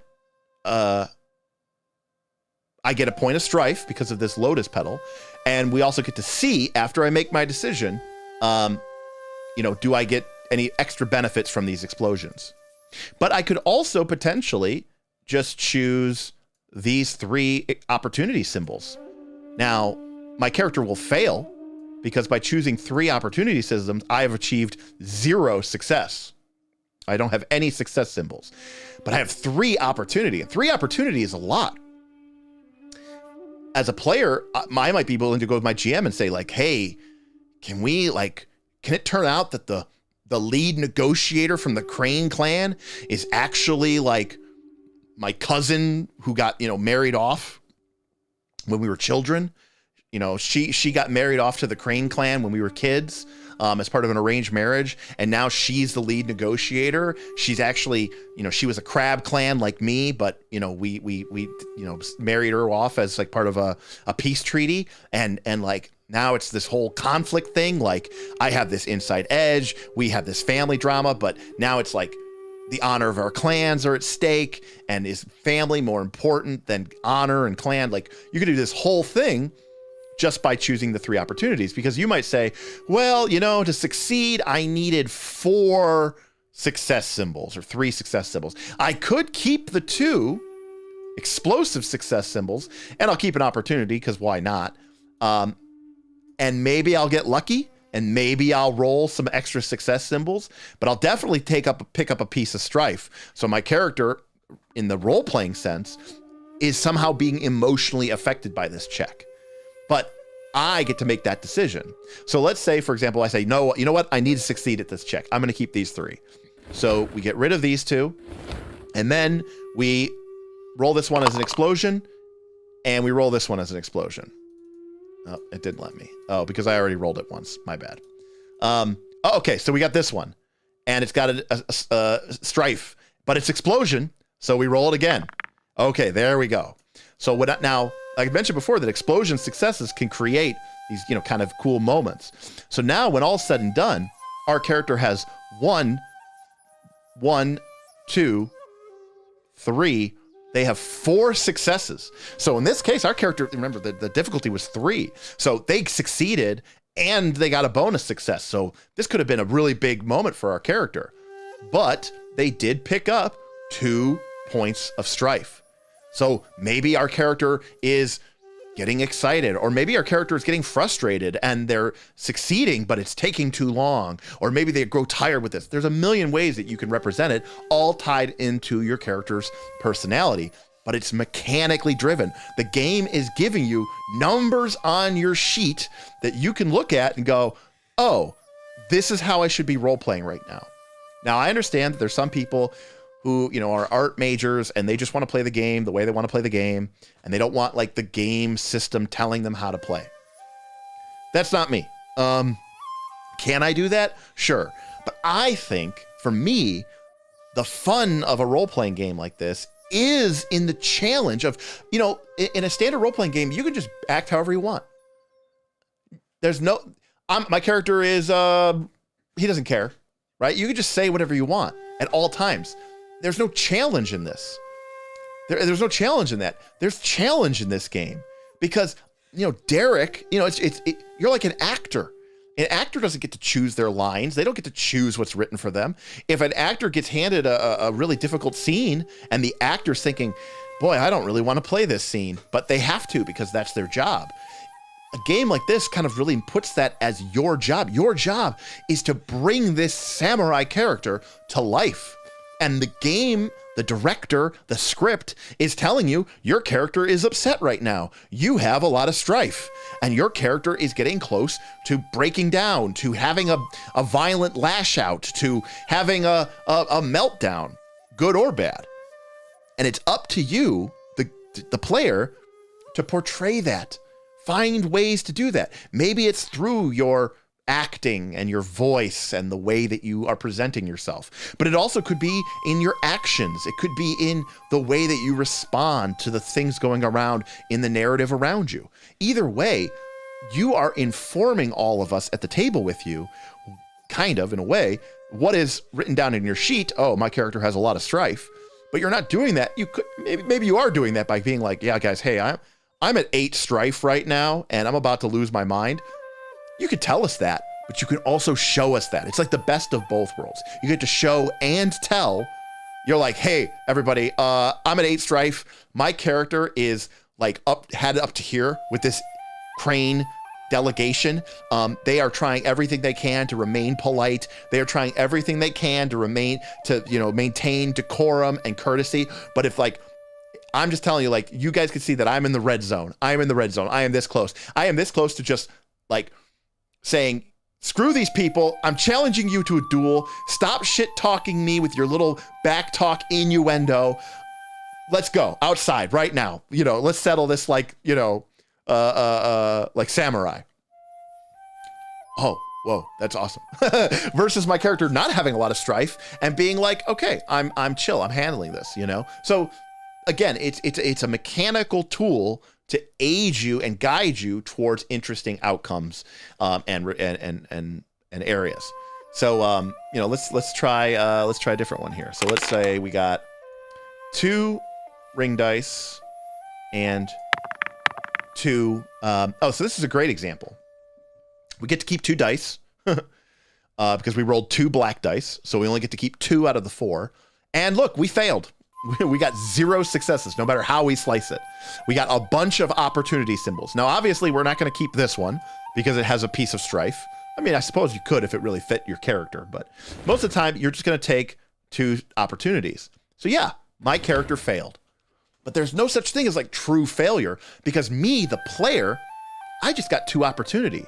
There are going to be things in the game, plus advice and suggestions in the game that help me and my game master figure out what does this opportunity, and a juicy opportunity, this is a 2 opportunity, what does that mean for my character? Sure, whatever I was just trying to do, I failed at. But as a player, it's not, nothing happened, it's end of your turn, wait 15 minutes. No, I did get, in fact, in some ways, opportunity is more interesting than success. in some ways. I mean, obviously the best is like when you get like success and you get opportunities when you're rolling a ton of dice. So if you have a 0 for that skill and a 0 for that approach, you just can't roll. Every ring, so all 5 of your rings start. Sorry, all 5 of your rings start at 1. So yes, if you had no skill ranks in aesthetics, and you only had a 1 in air, and someone came to you and said, "Tell me, what do you think of this painting?" And you say, "I'm gonna lie to them, and I'm gonna tell them that it's really good." And I go, "Okay, make an aesthetics air check." And you go, "Okay, aesthetics and air, got it. Okay, I have 0 aesthetics, so 0, and I have 1 air, so I get this." And you know, and this by the way makes perfect sense narratively. My character gained a little bit of strife. They failed, so they failed to lie, but they gained a little bit of strife because they're like, "Oh God, I'm panicking. I'm way out of my comfort zone here." But the game still rewards me with an opportunity, and it's just 1 opportunity symbol, so it might be a little bit of an opportunity. Like maybe this guy knows I'm full of shit. He could tell I don't know anything, but the GM says, "But you notice something," which he says something like, "Well, to be honest with you, art was never really my favorite hobby anyways." And then he motions to a cup of dice in his pouch, suggesting that he wants to go, gamble like a bunch of commoners. And your character's like, "Oh, cool. I'm really great at that." Like that's where my character shines, kicking back and drinking sake at a crowded tavern inn, and kind of kicking it with the salt of the earth people, rolling dice and gambling and doing shots. And you're like, "Awesome, cool. This is going to push your character into a new scene where they are good." And that opportunity could be something that the GM comes up with. It could be something the players come up with. It's a collaborative storytelling experience. But, your character did fail and your character did acquire strife. But, the opportunity allows you to turn that failure into something cool, into something interesting. And I think that's what makes that, game so fun. So, I'm going to drink this real quick because I'm thirsty.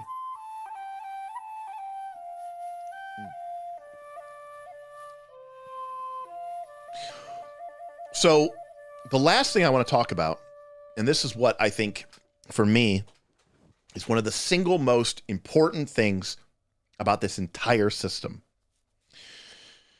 And I'm skipping over a bunch of stuff, obviously, but for starters, you, the player, you will choose when you go to make an attempt, when you go to make a check, to do it. So if I describe my character as, standing strong, resolute in the face of a withering, cross-examination from the judicial panel, okay, then I'm not rolling, with air or fire, right? I'm rolling with earth because I just described my character as sort of, withstanding or reasoning and being very, if you want to describe your character as doing something to use your earth ring, that's fine. There's no ring that you can't use for any situation, but to do it, you have to do it. So, I have to, if I want to use my earth ring, I have to describe myself as doing something kind of earthy, like restoring or withstanding or recalling or reasoning, all these earth type things. But after I've decided, and the GM will usually say what the skill is, right? Depending on what you describe that your character is doing. If your character is going to, go up and deal with a bunch of bureaucratic nonsense, well, then that's a government check. If your character is discussing the nature of the spirit realm, well, that's a theology check, right? This is all pretty basic stuff. RPG 101, right? We know this. But in this game, after you've selected the skill and the approach or the ring that you're going to use, the GM will tell you what the target number is for that task. And this is where the game can get really, really cool. Because the GM, and this is described in detail in the book, and also all their published adventures use this to good effect, which is a check may have a base TN, something like TN 2. That means you need to get 2 successes in order to succeed at this check. But as the GM, or as it's written perhaps in a pre-published adventure, certain approaches may be better or worse for that particular time and place. So for example, if your character says that they are going to, let's say that the bridge is collapsing and everyone is about to, fall into the river. And and the player's like, oh, we try to race off the bridge. And you go, okay, you're thinking to yourself, you're like, okay, this is a TN2 check. Probably fitness, right? Fitness is sort of your catch-all acrobatics, athletics thing. Okay. So somebody goes, yeah, you know what, Derek? I am just going to, because their character's thinking, oh, I got a really good earth ring. And the GM says I can use any approach. And that's totally true. You're like, my character stands strong, right? They are going to try to wait this thing out. You go, okay. The adventure notes, or you, the GM, go, okay, TN4. You can use the earth approach. You can use the withstand approach and use your earth ring. But the TN is 4. And by the way, in this game, that's brutal. Roughly speaking, 2 dice is worth about 1 success. So saying something going from TN2 to TN4 means like you need 4 extra dice just to break even. So unless your earth ring is like 6 points higher, you're getting hosed. Smarter players might go, hold on a second. We need to get off of this bridge as fast as possible. We need to be adaptable. We need to be, the circumstances are changing constantly. Like, I need to be off this thing as fast as possible, as quickly as possible. I'm going to use water. Maybe fire?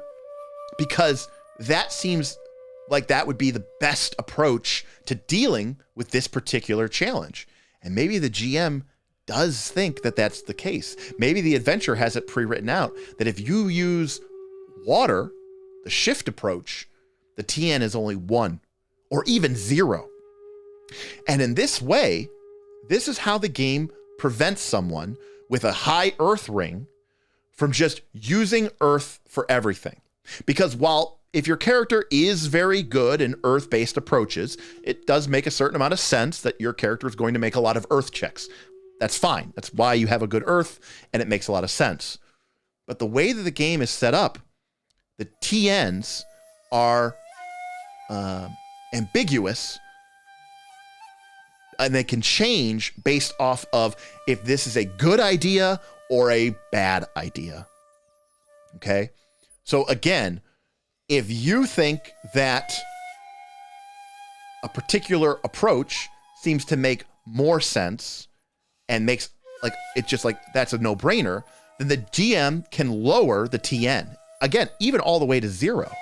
And so it could actually make more sense that a character would use a ring that they are actually not that good at.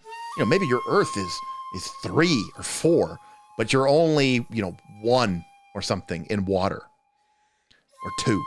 But if the GM is reducing the TN from 2 down to 1 or even down to 0, then mathematically it could actually be to your advantage to roll with this 1 die water instead of your 4 die earth, because the GM is going to boost the TN up really high. So what will end up happening is you're going to say, all right, I'm going to use my earth and I'm going to use my fitness earth approach. And the GM will say, okay, it's TN 4. And at that point you're locked in. You have to roll with the TN 4 on your earth ring. But players who are paying attention to the narrative and to the situation. And the players who go and they think about it, they spend a moment, maybe they talk about it as a group out of character, but like there's definitely a moment there where you're trying to figure out and play the game. But it's not infinite, it's not GM, mother may I. There's only 5 approaches. And, the GM ultimately gets to make this final decision and this final say. And they are going to, hopefully base this in some sense of logic. Now, what's cool about this game, on top of a lot of other things, is that not only applies to things like, escaping from a collapsing bridge, but it applies to people as well. So I'm going to try to find this really quickly here. Here we go. The game uses something, I can't believe I found it that quickly. The game uses something called demeanors. And technically you can make up as many of these as you want, but the game does include several, ones that have been added. Okay. And, like for example, a person can even have potentially multiple demeanors if you want them to be a more complex person. And each expansion book that I've seen, I think it adds more and more of these demeanors. A demeanor is like a narrative description of how an NPC acts. Okay? So for example, let's say, your characters are newly arrived at the Imperial Winter Court. And they have been assigned a low-ranking samurai from the Imperial family, but super, super low-ranking, as sort of their personal attaché while they are at the Imperial Court. And when you start, and so the GM has noted, either the adventure notes or they just decide that this character is ambitious. This NPC will pursue power whenever possible and is extremely resistant to giving it up. However, they jump to support appeals that line up with their own desires. Okay? That's a great narrative cue. This ambitious thing is like a tag or a trait in Pathfinder 2. The way that something in Pathfinder 2 might have the fire trait, or it might have the psychic trait, or it might have the undead trait, this NPC has the ambitious trait.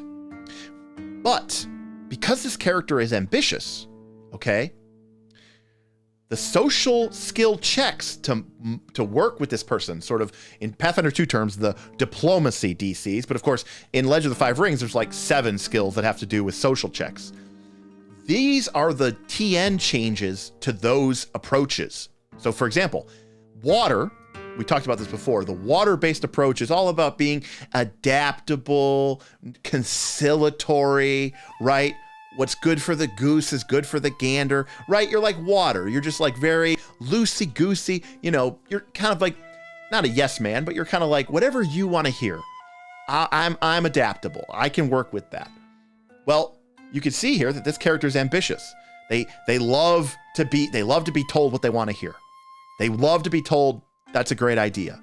And so if you use a water-based approach, so let's say that you want to convince this person, okay, to get you a secret audience with the Imperial Chancellor. The GM says, okay, well, how are you going to do that?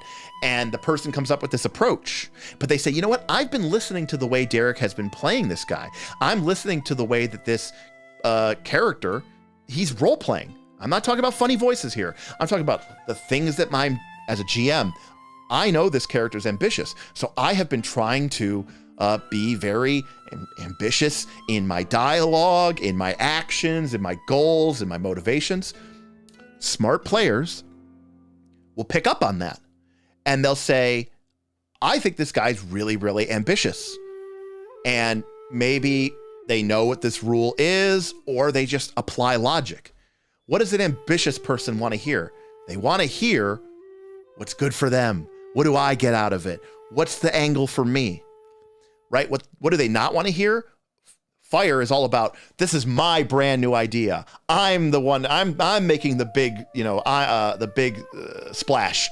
I'm bold and creative, and I'm, all about me. This character, if you come at this person with like, oh, I've got all these big plans for myself, and you could be part of that too. Like, this person's like, I don't want to hear that. So if this person, you might have someone who's really good at fire, and they come out to this person and say, blah, blah, blah, blah, blah, blah, blah, blah. This is why my plan is going to be the best, and I'm going to be in charge, and you should follow what I do. That's actually going to be a really hard check against this person because they're ambitious. On the other hand, if the player is smart and hears what the GM is saying, okay, if they hear what the GM is saying and they go, I think this guy's ambitious. I think if we just tell him what he wants to hear, if we just nod and say yes, and we just say, oh, think about how good this would be for you. And I'm just thinking about this from your side. Look, I'm just a samurai from the outer clans. You're a member of the imperial family. I mean, really, if you think about it, you're doing us a favor. We would owe you. I don't know if you have any big plans or anything, but if you did, I mean, I'm sure we would owe you a favor, and we would, and this person's going, yes, I want to hear this. The GM could have decided beforehand that getting this person to agree to get you into a secret meeting with the Imperial Chancellor was like something like a TN 3 or 4, which is a really, really hard check in this system. But now suddenly that check is 1 or 2.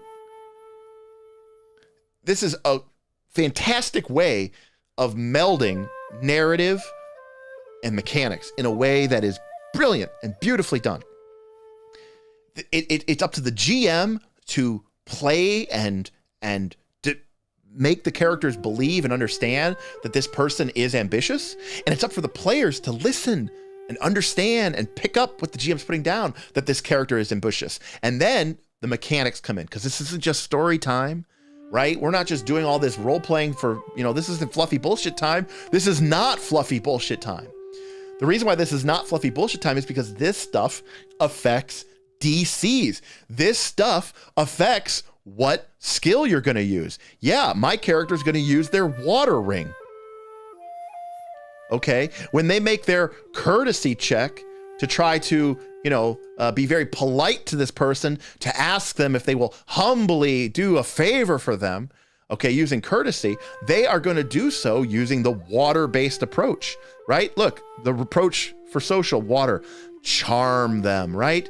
They're going to be very conciliatory. They're going to just tell this, they're just going to tell this person exactly what they want to hear. And because this is an ambitious person, great, right? They get sucked along with that. And the DC goes down by 2 as a result. So again, this concept of both, from everything from, physical traits or, climbing a mountain, leaping across rooftops, not everything necessarily has to have a good approach or a bad approach or a terrific approach and a horrible approach. But generally speaking, it's a good idea, because you want to at least give one approach that gives a benefit and one approach that gives a penalty. And it should be something that makes sense, because then your players are going to feel rewarded when they use the right approach for this particular challenge, whether it's a physical obstacle, a mental challenge, or a social challenge. And this also means that the role playing, the dialogue between you and these NPCs actually becomes really important, because this is your way to learn what it is that this character is strong against and what they're weak against. And so and what's really cool about this game too is, done properly, a lot of these NPCs are recurring. They come back more and time again. The more time players spend with these NPCs, the more these NPCs, they learn these NPCs, and they really kind of almost build up almost like psychological profiles, dossiers on these critical NPCs, and they get better at working with them and associating with them, because they know what they are good against or bad against. And so that can really change and alter the way that you play your character. And I think it's just an incredibly rewarding system in that regard alone. All right, hold on a sec. I got some chat here. I'm getting so many good ideas from these dice mechanics for my car racing RPG. This is good. Yeah, it's a really cool system. I mean, obviously Genesis is cool, but it's it's a little Genesis is a little too dicey. It was a little too many symbols, and it can take a long time. Ben, welcome back from the Ren Fair. Talking about L5R. Quantum DM'd 5 rings for 1st, 2nd, 3rd, and 4th edition. 5e looks awesome. Yeah, Quantum, you are a diamond in the rough, because a lot of people who've really stuck with the game for a long time do not like 5th edition, is my understanding. Whereas someone like me, who is I never really played it. I played a little bit of 2nd edition. That was it. Are much more likely to like 5th edition. I like it for a lot of these mechanical reasons and the way that they interact. London, decision before randomness versus randomness before decision. Mind-blowing concept. Agreed. And it just makes you feel that much more empowered when, because even if the dice rolls suck, at least you get to, you get to have some say in it. So we've got our skill checks, and we've got our void, we got our rings, and we've got our skill checks. And I just kind of want to finish this up here. The last couple of things here on the front of the sheet. Because again, there's a whole conflict system, which includes battles, but it also includes intrigues, it includes duels, it includes mass combat. But if we just look at the front page of the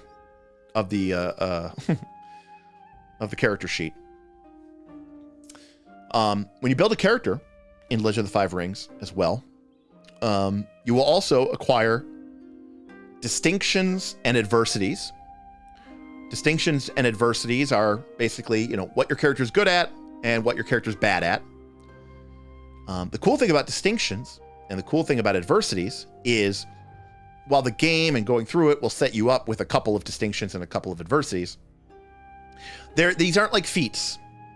You don't choose them. You don't get them on level up. There's not really level up per se in Legend of the Five Rings. Distinctions are things and adversities are things that you acquire through play. Okay? For example, one distinction that you could have is that you have a good friend.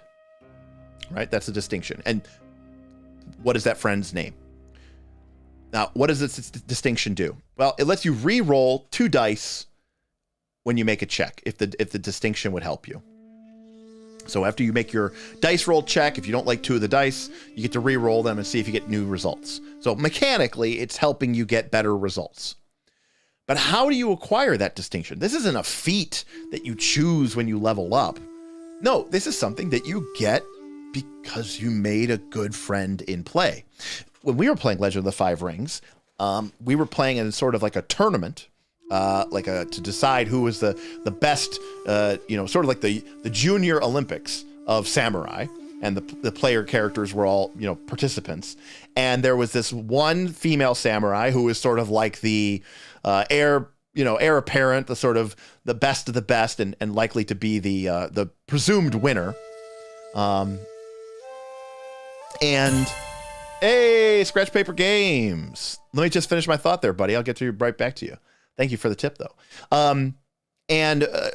She was from a different clan than Aaron's samurai, but Aaron's character, she had no business doing as well as he did. He just rolled like a madman, and he ended up becoming, he earned her respect, and then they ended up in a really tough spot, and he ended up kind of saving her life. And so he gained the distinction, which was, great friend, parentheses, Kakita Ren, or whatever her name was, close parentheses. Mechanically, it means when he is trying to, get her to help him, or, hey, can you look the other way, or whatever, he could re-roll up to 2 dice when he's sort of leveraging his friendship with her. But he acquired this distinction because it happened in play. You could have 20 distinctions. You could have 1 distinction. It's not something you buy. It's not something you take. It's just something that happens. And it's an awesome way to represent what is happening in your game session and to write it down on your sheet, and then for it to have a connection back to the narrative. And I love that so much. All right, scratch paper. Is there a game system for Dune? And if not, which existing system would you recommend? Could the 5 rings mechanic be easily applied or not? Well, there is a system for Dune. It is, as Ben said here, it's by Modifius, and it uses the 2d20 system, and I think it's excellent. I actually don't have it. Normally I would pull it out of my bag of holding, but it's actually in the other room because I was reading it, or have been reading it. I don't know if you're familiar with the 2d20 system, scratch paper games. There's a lot of game engines that use it. I think it works really, really well. And I'll be honest with you, scratch paper games, one of the reasons why I like the 2d20 system is they kind of use a very similar system to this, believe it or not. In 2d20 systems, you have your character, it depends on the game. Like there's 2d20 Dune, there's 2d20 Conan, there's 2d20 Star Trek, there's 2d20 Christ. There's a lot of 2d20s. In a game like Dune, you have on the right side, it uses d20s, you're rolling 2 of them. That's why it's called 2d20. Your character has skills, and then your character has they're not called approaches, they're called like motivations. And like in Dune, your character, instead of like strength, dex, int, charisma, wisdom, your character has things like family, glory, honor, duty, like, and you rate these things how important they are to your character. So a character like Duncan Idaho might have like, you know, honor and duty through the roof. Whereas a character like Duke Leto, you know, his motivation being power is pretty low. But a character like, you know, Baron Harkonnen, his power rating, you know, his goal for power is really, really high. And then when you figure out in an action what goal or what motivation is driving your character to make this check, you start with that number, and then you go to a second column, which is like your skills. Oh, okay, I'm flying an ornithopter. Okay, I'm shield fighting. How good am I at that? And then you take those two numbers, you add them together, and you want to roll lower than that number on the 2d20. So if your character is, you know, very, very motivated by honor and loyalty, you know, if you're really motivated by loyalty, your loyalty rating is a 9, but your character is also a really badass, you know, shield fighter, you know, a 7. So if you're Duncan Idaho and you're taking on a group of Sardaukar to defend Lady Jessica and Paul so they can get away, you're like, okay, I'm totally motivated by my duty here, so I'm going to use the 9. I'm shield fighting, that's a 7. We add those together, that's a 16. Now I'm going to roll 2d20, and I have to roll 16 or lower. If I get one of them, it's like a partial success. If I get both of them, it's like a full success. That's kind of how 2d20 works. So I actually really like 2d20 because it kind of reminds me of this system where instead of having like hardcore attributes, you have this idea of motivations or approaches or regions of which your character is good. And when you make a check, you're sort of taking your raw skills and talent, and then on the other side, you're adding in your character's, again, motivation or goal, and they're kind of combining it into one. Okay.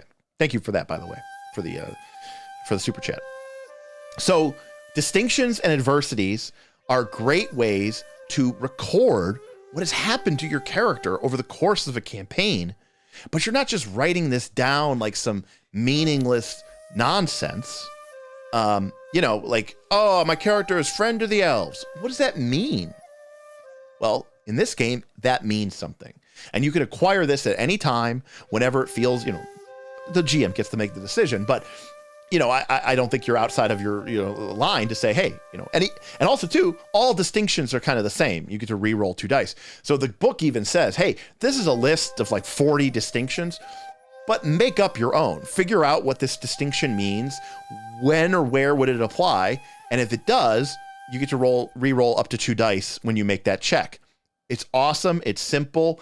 It's quick. It's easy. It has a fun mechanics, you know, because when you're playing a dice-based game, especially a dice pool-based game, getting to re-roll dice is fun. And it can make you feel very empowered because you're like, oh, those 2 dice suck. I'm going to re-roll them. Why? Because my distinction applies. It's like, okay, great, cool, awesome. Adversities are the opposite.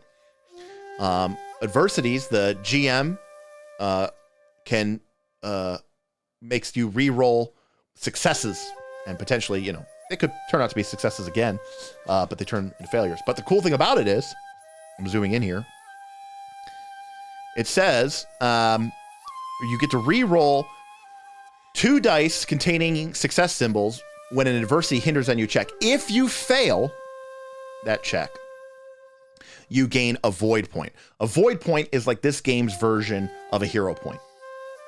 And so kind of similar to a game like Fate, where aspects can be used against you.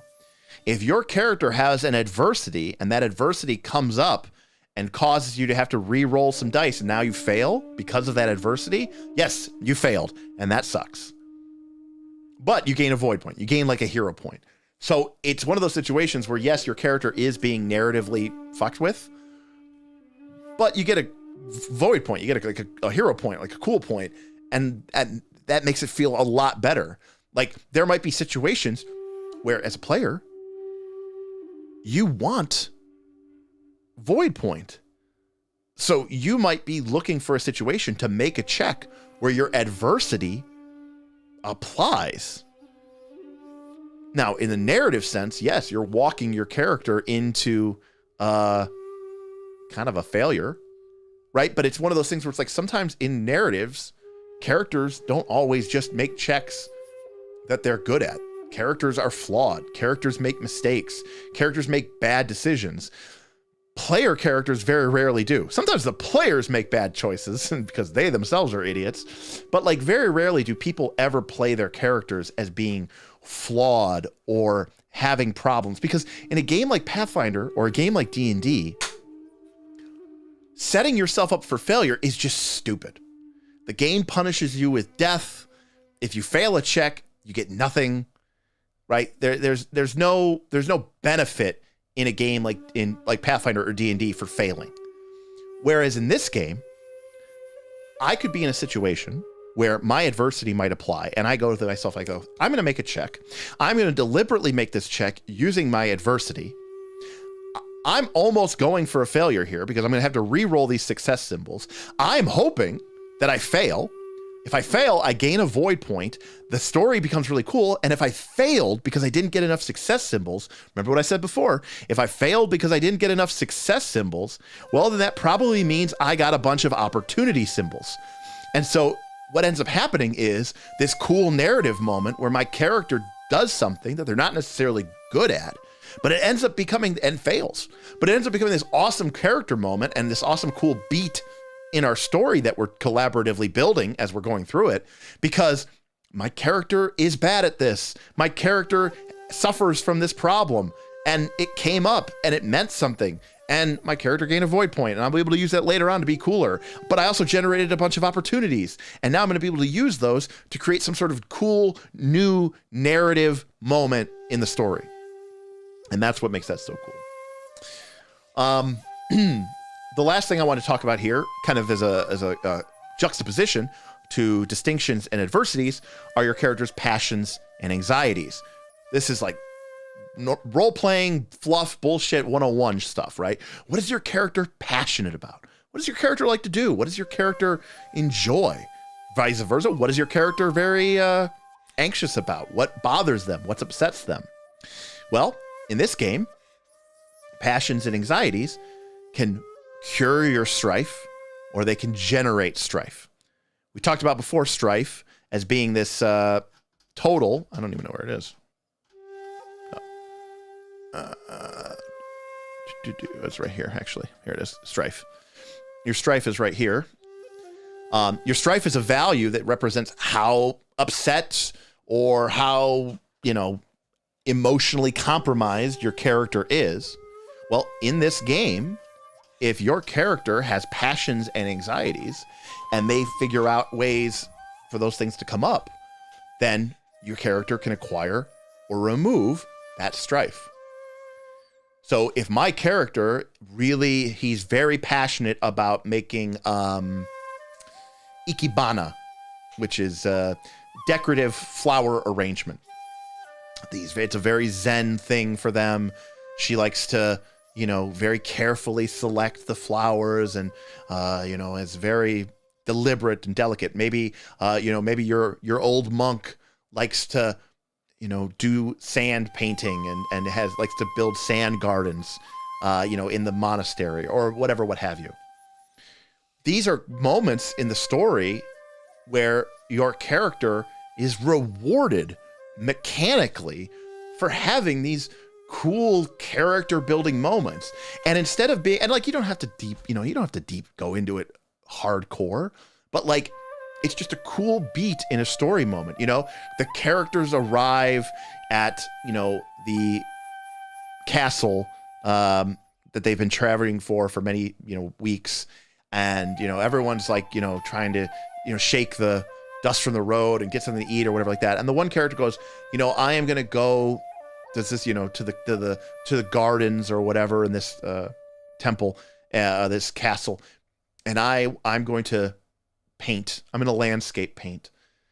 And, you don't have to go to it. It's like my character spends the rest of the evening painting the cherry blossoms against the new spring moon. Boom, period, done. That's it. Move to the next scene. You don't got to detail it, but boom, your character removes 3 strife. It's a cool little character moment. In normal RPGs, you'd be like, okay, it's like, it's fine. I get it. But it feels kind of ambivalent, and I get it. It's like fluffy. It's just full fluffy bullshit time. But here, yes, it's still a little bit of fluffy bullshit time, but it's tying into your character's passion, and you're trying to remove some of that strife. Your character's been having a hard go on this adventure, on this journey, and they need that time. And instead of going off and making some checks like everybody else is going to do, they take that evening to paint in the garden, and they cure some strife. And that is how their character relaxes, right? So again, these are all mechanical narrative effects that show your character or tell you how your character wants to be played, how your character needs to be played. And remember, what gets measured gets managed. So you have all of these different values and scores. So they're being measured. So you're going to manage them. And what gets rewarded gets repeated. You get rewarded for indulging your character's passions. You get rewarded for building up distinctions. And in a way, you get rewarded for building up adversities. You get rewarded for paying attention to the game world around you and thinking about which approach would be best against this challenge or against this NPC. Because if I get it right, then the difficulty class, the TN, the test target number, is going to go down, and I'm going to be rewarded with an easier check. It's going to be easier for me to get successes. Hell, if I lower the TN low enough, I might be able to get successes and opportunities, right? The double whammy, where I not only succeed, but I also get some extra narrative benefits as well. So it's a very all-encompassing system that I think really promotes true, capital T, true role playing. Because when on this channel, we've talked a lot about this. I don't think role playing is going like, oh, hello, governor. How are you all doing tonight? It's crazy out there. Strange times in the streets, lads. That's all I'm going to say about that. King has to do something or it's just going to be bloody rebellion. That's not role playing. That's just annoying voice acting, okay? Yes, that's all Critical Role is. That's not role playing. It's just annoying voice acting. If you like it, that's awesome. It's cool. I mean, people like actors. People like plays. I like plays. I used to musicals more than I like plays, but I like plays too. Before COVID, I used to go. I had a season pass to Cleveland's Playhouse Square District, and I love it. It's great. It's awesome. But that's not role playing. Role playing is when your character is defined to be a certain way. And you, the player's job, is to try to achieve that character's goals and motivations in a way that is internally consistent with who that character is and what that character is. And in a lot of games, doing that gets you nothing. It gets you no reward. Maybe in 5th edition, your DM might go, oh, inspiration. But apparently, like I said on my one live stream, a lot of people don't use inspiration / they forgot about it / no one pays attention to that. That was shocking to me. I actually thought that was one of the coolest things that 5th edition tried to add was this idea of, oh, you have these ideals and bonds and flaws, and if your character plays to them, you get inspiration. But apparently no one uses those, which to me, I was like, oh, okay. And yet everybody's playing this as like a role-playing game. It's just complete bullshit. And so here is a game and a system that actively promotes and rewards you, because for something to be promoted, you got to get something out of it. You got to get rewarded, and this game does. It rewards you with success and the ability to basically heal your character and be able to accomplish more things by playing your character the right way. And that's what makes the game so incredible to me and so awesome to me. And basically what we talked about tonight was the narrative mode. In fact, you can see your character here is 2 sides.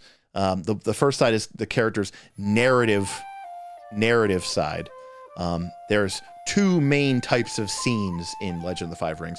One is called the narrative mode, which in Pathfinder 2 terms we would call exploration. And then the second type is called the conflict mode. And the conflict mode is a little bit more D20 Pathfinder 2-ish, right? Where your character, there's an initiative and you only get so many actions per turn. And, you have certain techniques that they call kata, like, I know, strike as the fire's blade and, ember slash, it's some fantasy Japanese samurai, RPG cool nonsense. But I should also note that conflict isn't just fighting in this game. There are 4 types of conflict. There is the skirmish, where it's basically D&D fighting, right? It's like you and your band of samurai versus another band of villains or foes. That's a skirmish. That's one type of conflict. The second type of conflict is called a duel, where it's you 1v1 samurai sword fighting. It has its own little set of rules. The third type of conflict is called an intrigue, which is a social challenge where you're trying to maybe negotiate a new trade agreement, and there's 3 parties and you're trying to get the best deal for your clan or your family. And so you have these objectives and you're trying to use these abilities to try to achieve success. And then the fourth type of conflict is mass battle, where it's armies of Ashigaru and samurai and, Shashimono banners and, big units. And so the conflict rules use this sort of more, kind of numerical approach. Don't get me wrong. You still have the benefits of things like, what are you using earth or using air or using fire. These all make differences, but it's a little bit more gamey, right? It's a little bit more, moving your mini on the grid and, it's a little bit more crunchy. Whereas the narrative mode is phenomenal. By the way, I'm not saying that the conflict mode is bad. I'm not. In fact, I actually think it's really, really good.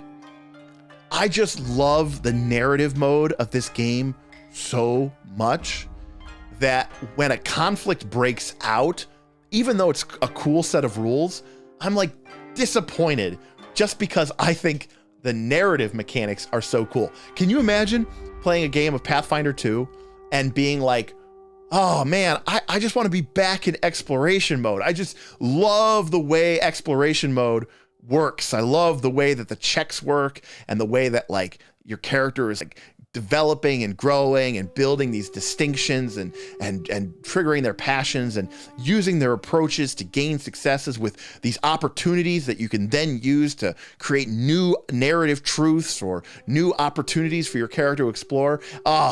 We're getting into combat.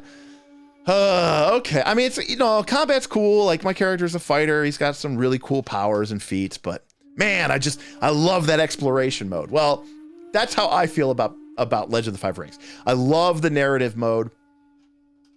The conflict mode is great.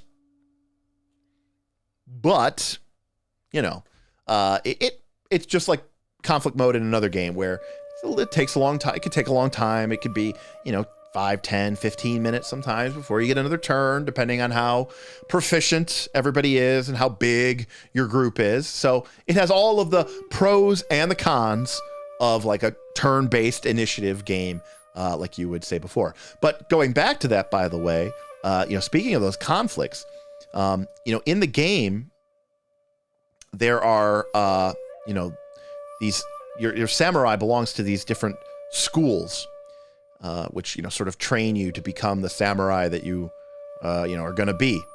And they're not classes as such, but the game sort of, it has like suggestions of like, okay, like this, if your character belongs to the Matsu Berserker school, it says here in like, as a trait, Bushi. Bushi is Japanese for warrior.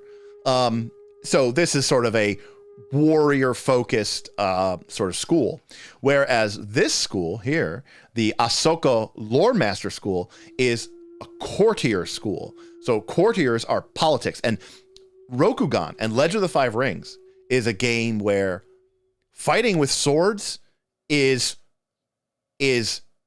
like a last ditch effort, because combat is very deadly. There's no healing magic, really. A single critical hit can easily kill your character, but just as easily, even easier, maim you, you know, lose a leg, lose a hand, lose an eye, become, you know, permanently, you know, handicapped in some capacity. It is a brutal game, because hacking people with swords tends to do that. But as deadly as combat is, you know, politics and intrigue can even be somehow more deadly. You know, combat might be the death of your character, but a political battle could be the end of your family, or the end of your lord, or the end of your clan. So in a way, you know, I think there's a quote. It's like, wars are fought on the battlefield, but they are won in the courtroom, or something like that, or in the throne room, or something like that. So, I mean, this game does not shy away from it. You have whole classes that are dedicated to just being, you know, being a person who's really good at these social combats, as, you know, some people would call them, these intrigues. And in fact, I'm trying to get to this spot in the book. Here we go. There are, you know, warriors like your Bushi and all this other stuff. You gain these, you know, these techniques that they are called, you know, katas. And, you know, sure enough, these are all spells. There's a lot of them. Just trying to, all these spells. Oh my God, so many spells. Oh my God. I'm okay. I'm in the, I was in the spell chapter. That's why there were so many spells. All these freaking, this PDF is crazy. All right, here we go. So, warriors like Bushi, you know, they get all these cool, kata techniques, you know, striking as air. And this is a special technique that you can use when you're attacking, when you're in the air stance, striking as fire, you know, when you're in the fire stance, and all this other cool, like all these warriors resolve. These are very much like feats or class feats in Pathfinder 2 or whatever.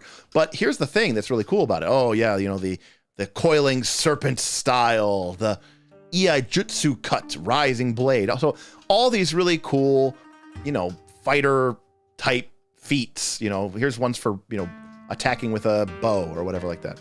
Here's some monk ones where, you know, you can harness your, you know, ki and breathe out fire. Oh, that's awesome. But this game also has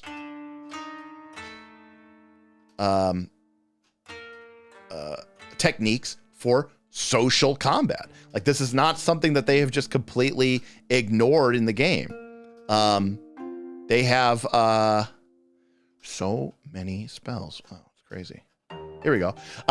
Courtiers and certain samurai get access to techniques called tsuji. So warriors get access to katas, and courtiers get access to tsujis. And tsujis are like powers for combat, social combat. Cadence lets your character speak messages, and then everybody else who's like on your side understands like a secret message that you're saying while you're saying it. This one's called Prey on the Weak. And it says, court is not a kind place, and a harsh word is no less cruel for being spoken softly and with perfect etiquette. And this lets you make a scheme action, and you make a TN1 air courtesy check, and has to target someone who is compromised. Compromised means their strife is really, really high. And if you succeed, they either have to immediately unmask, which means they flip out and lose their shit, or they have to forfeit glory, which is like your reputation, and they have to leave the scene. So basically, like, if you're like in this, political battle, and you notice that there's someone in the political battle who has gotten a lot of strife, their character is now compromised. It means that they have built up enough strife. Their character is basically not acting like a samurai should. Well, then your courtier can prey on the weak, and they can basically say something or do something to them that will either make them, and they have to choose, they either flip out and lose their shit, which obviously has social consequences and also social combat consequences, or they don't flip out and lose their shit, but you essentially kill them because they leave the scene. And by doing so, you also damage their reputation. So this is like a kill, like a coup de grace, social coup de grace, right? And so the game has all of these different social techniques called tsuji, as well as martial techniques called kata. They have stealth ones for ninjutsu. They have monk ones called kiho techniques. And they have ones for the spellcasters who are called shugenja, called invocations. So again, these are all, it's a very fully developed and rich system. Now here's the thing. This is all awesome. And if you're like a big Pathfinder 2 fan and you really like all feats and all the skill feats and class feats, you'll love all this stuff. It's great. And the expansion books behind me are full of more stuff like this. But this is actually like, and I like this stuff too, but this is not my favorite. This is like some of my least favorite stuff in the system. Just because it adds a lot of complexity, and it makes the game take longer and slower and stuff like that. But it's still awesome. And if you're really, really into this kind of stuff, I think it could be really, really awesome as well. And all the while you're doing this, you're going to be making skill checks. You're going to be building up strife. Your character might become compromised. You're going to be generating opportunities, and you're going to be using those opportunities to create new routes that the story is going to go, that you and the GM, no one knew that was going to happen until you rolled those dice. And even after you roll those dice, it's you, the player, who is deciding which dice to keep. I mean, if you have a shit roll, you may have a shit roll, but maybe you use one of your distinctions and you get to re-roll some dice, or maybe you're using a special technique or a tsuji or a kata, which gives you an additional bonus benefit. Like this one here from Earth. Remember, Earth is the ring of logic and reasoning and study and memory and remembering. So this one here is called Ancestry Unearthed. And if your samurai has this technique, this Earth tsuji, then whenever you make a scholar check or social check using Earth, and you're targeting a character, you can spend opportunities as follows. If you spend one opportunity, you know one sworn oath the character's family took in the past, and whether or not they have broken it or bent it. If you spend two opportunity, you know one secret of the character's family that they would prefer to be forgotten and have perhaps even worked to bury. And if you get three opportunities, you know something the character does not even know about their own ancestry. So by taking this technique, you unlock these new opportunities. And so your character has this ability to use their fantastically deep knowledge of everyone's past that they can gain this political and social currency that they can use against the people that they're, paired up against. So it's a very intricate system, but it's like Pathfinder 2. It's a lot of words, it's a lot of stuff, it's a lot of text. It could be, kind of overwhelming for some people. London. Yes, no. The core of this system would work with another culture that also had strong values, whether or not they match 1-to-1 with those in Legend of the Five Rings.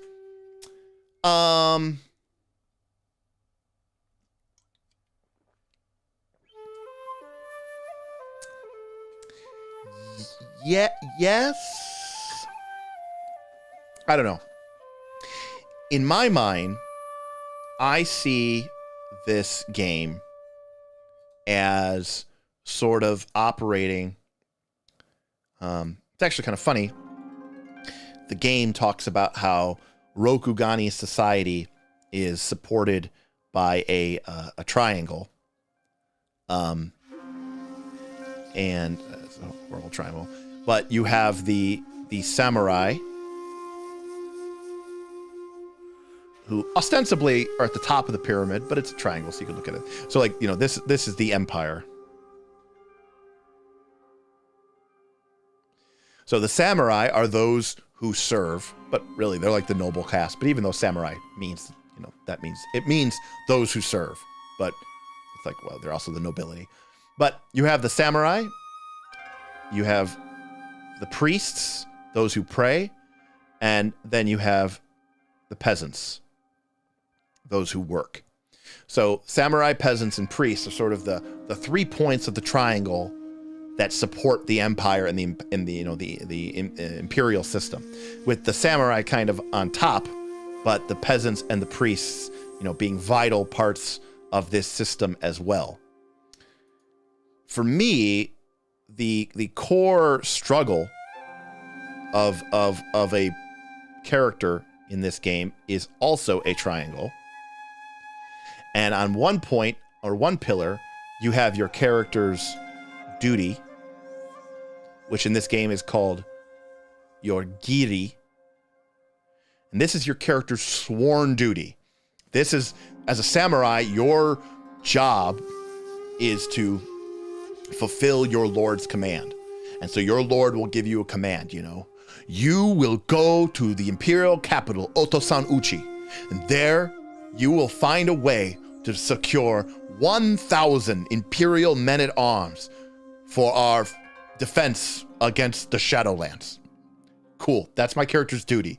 That's my gear. That is the command from my direct lord, the one that I have sworn to serve, the one who, if they are unpleased with my service, can order me to kill myself, right? I am theirs to command. So that is my character's duty, my giri. As a samurai, meaning literally those who serve, that is who I am serving. And I'm a part of this feudal structure, but my lord, my daimyo, is my whole world. So that is my giri. But where the game is interesting is you also have this idea of your character's ninjo. And this is your character's personal desire, right? This is you're human. What is it your character wants? Really wants. And the game even says, when you're making your character, don't be like, my character's ninjo is to serve my lord. Part of what you want to do when you make a character is you want to create interesting dilemmas. You want to create this tension. And so your character being human, your character might just want to marry the girl they love. Your character may just want to maybe your character is in love with his lord's wife. Maybe they have an affair. Maybe they are, secretly sleeping around, but that is your character's passion. You love this woman, but you're sworn service to her husband and must do as he says. And in your society, this is everything. Because the third part of this triangle, and then again, that alone, that you can kind of get, anywhere. But what makes L5R interesting is in the third spot, you have Bushido. You have this principle, these 7 principles of Bushido, which says that a samurai in all things must be courageous, compassionate, courteous, honorable, righteous, sincere, and loyal. So, and you have to be all 7, like at once. It's impossible. It's like literally an impossible code to live up to. But it is what consumes a samurai's life. We didn't even really touch on this, by the way. But, your character also has something called an honor score, which ranges from 0 to 100. And that represents how honorable your character is. And so, if you do dishonorable things, your honor score goes down. If you do honorable things. And by the way, this is not like the code of honor is the code of honor. It's not really subjective. It's like an objective code of honor.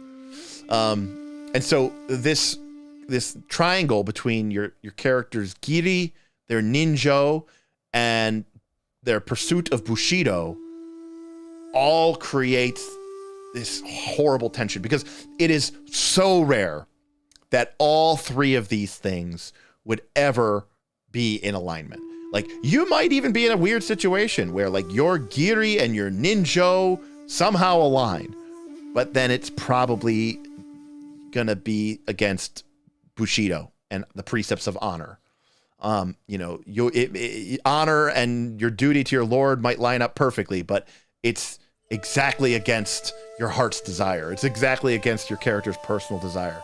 So it's very, it's set up. You're like, oh, this seems horrible. This seems like my character is going to be always dealing with shit and never happy and Yeah, like that is, for me, that is the essence of what Legend of the Five Rings is. It's a true role-playing game.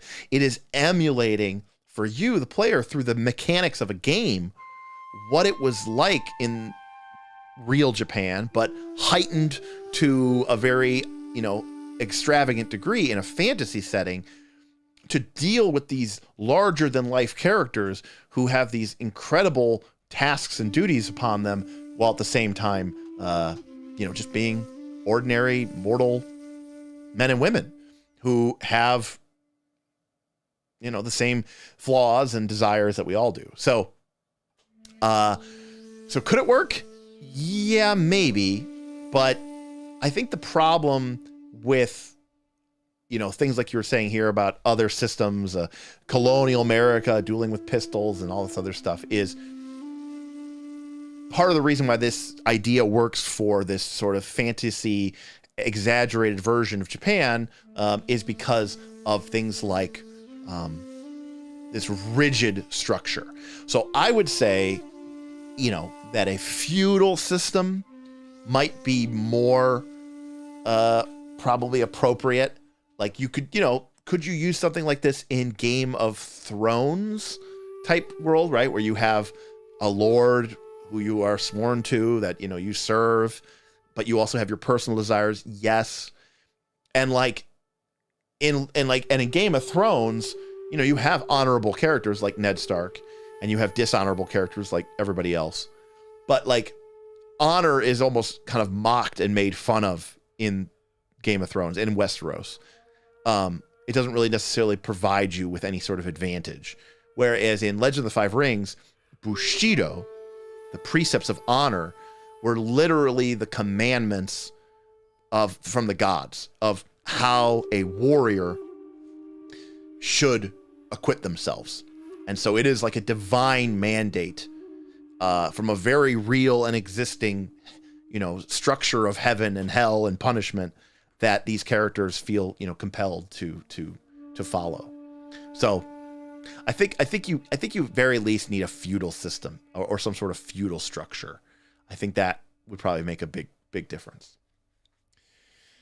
All right. So that is Legend of the Five Rings Part 1, talking about the narrative mode mostly, but really talking more about why I think this game works so well and why it works the way it does, and how, for me, I think the big takeaways for me from a game design perspective are threefold. One is you have the randomness but then you get to make some choices. So you're limited. You don't get all the choices because the dice could be really great. The dice could be a mixed bag. But the point is, there is always something to be gained, even from, quote, a bad roll. And the player gets to make choices, which always makes you feel better about it. Even if it's a big poop sandwich, if you're at least picking it out, you at least feel like you had some say in the matter. So I think the whole rolling first, then choosing which ones you want to keep, that opportunities occur even when you fail. I mean, these are obviously things that we know from, games like Powered by the Apocalypse and stuff like that. But, here it's even more straightforward. Because even in Powered by the Apocalypse game, if you roll a 6-, your character has failed. The GM gets to make as hard of a move they like. Now, the GM could say, hey, you can succeed, but it's going to cost you this. And you could say, okay, yes or no, I'm going to get to make a choice. But it's up to the GM. Here, it's up to the player. And you can make that choice and make that decision. I think that's very empowering. Second is the fact that how you role play and how you pay attention to the game world around you, the NPCs, the way they're acting, the way they're behaving, the GM, the way they've described the scene. The GM needs to be on their shit because they need to be communicating to the players, this approach is a bad idea or a good idea. This approach is a bad idea. And the players need to be listening to that and pick up on that and decide what approach they're going to use and what skill they're going to use based off of what they know about this situation, about what they know about this NPC's behavior and their personality and their demeanor and what they know about the situation that they're in, and put one and one together. And it's not rocket science. There's only 5 approaches. They're all, they're pretty separate and distinct and unique. But I don't think it needs to be more complicated than that. I think having that ability to sort of say, I think I'm going to use an air-based approach when I'm dealing with this guy. I think I'm going to be a little shifty. I think I'm going to be a little vague. I think I'm going to be, I think I'm going to do a little bit of fibbing, a little bending the truth, because I think that would be very effective against this guy's personality. He seems like he's kind of gullible, and I think I could lie to him easily, or at least bend the truth, and get him to do what we want to be done. And it's like, okay, great. And the GM will go, yes, if you use an air-based approach, the TN drops from 3 to 1. Good job. And you get to roll, and you're like, oh, cool. Now, because the TN's so low, when I roll my dice, not only do I succeed, that was easy, I only needed 1 success, I can use these extra dice for opportunities. So now I succeed and I get a bonus.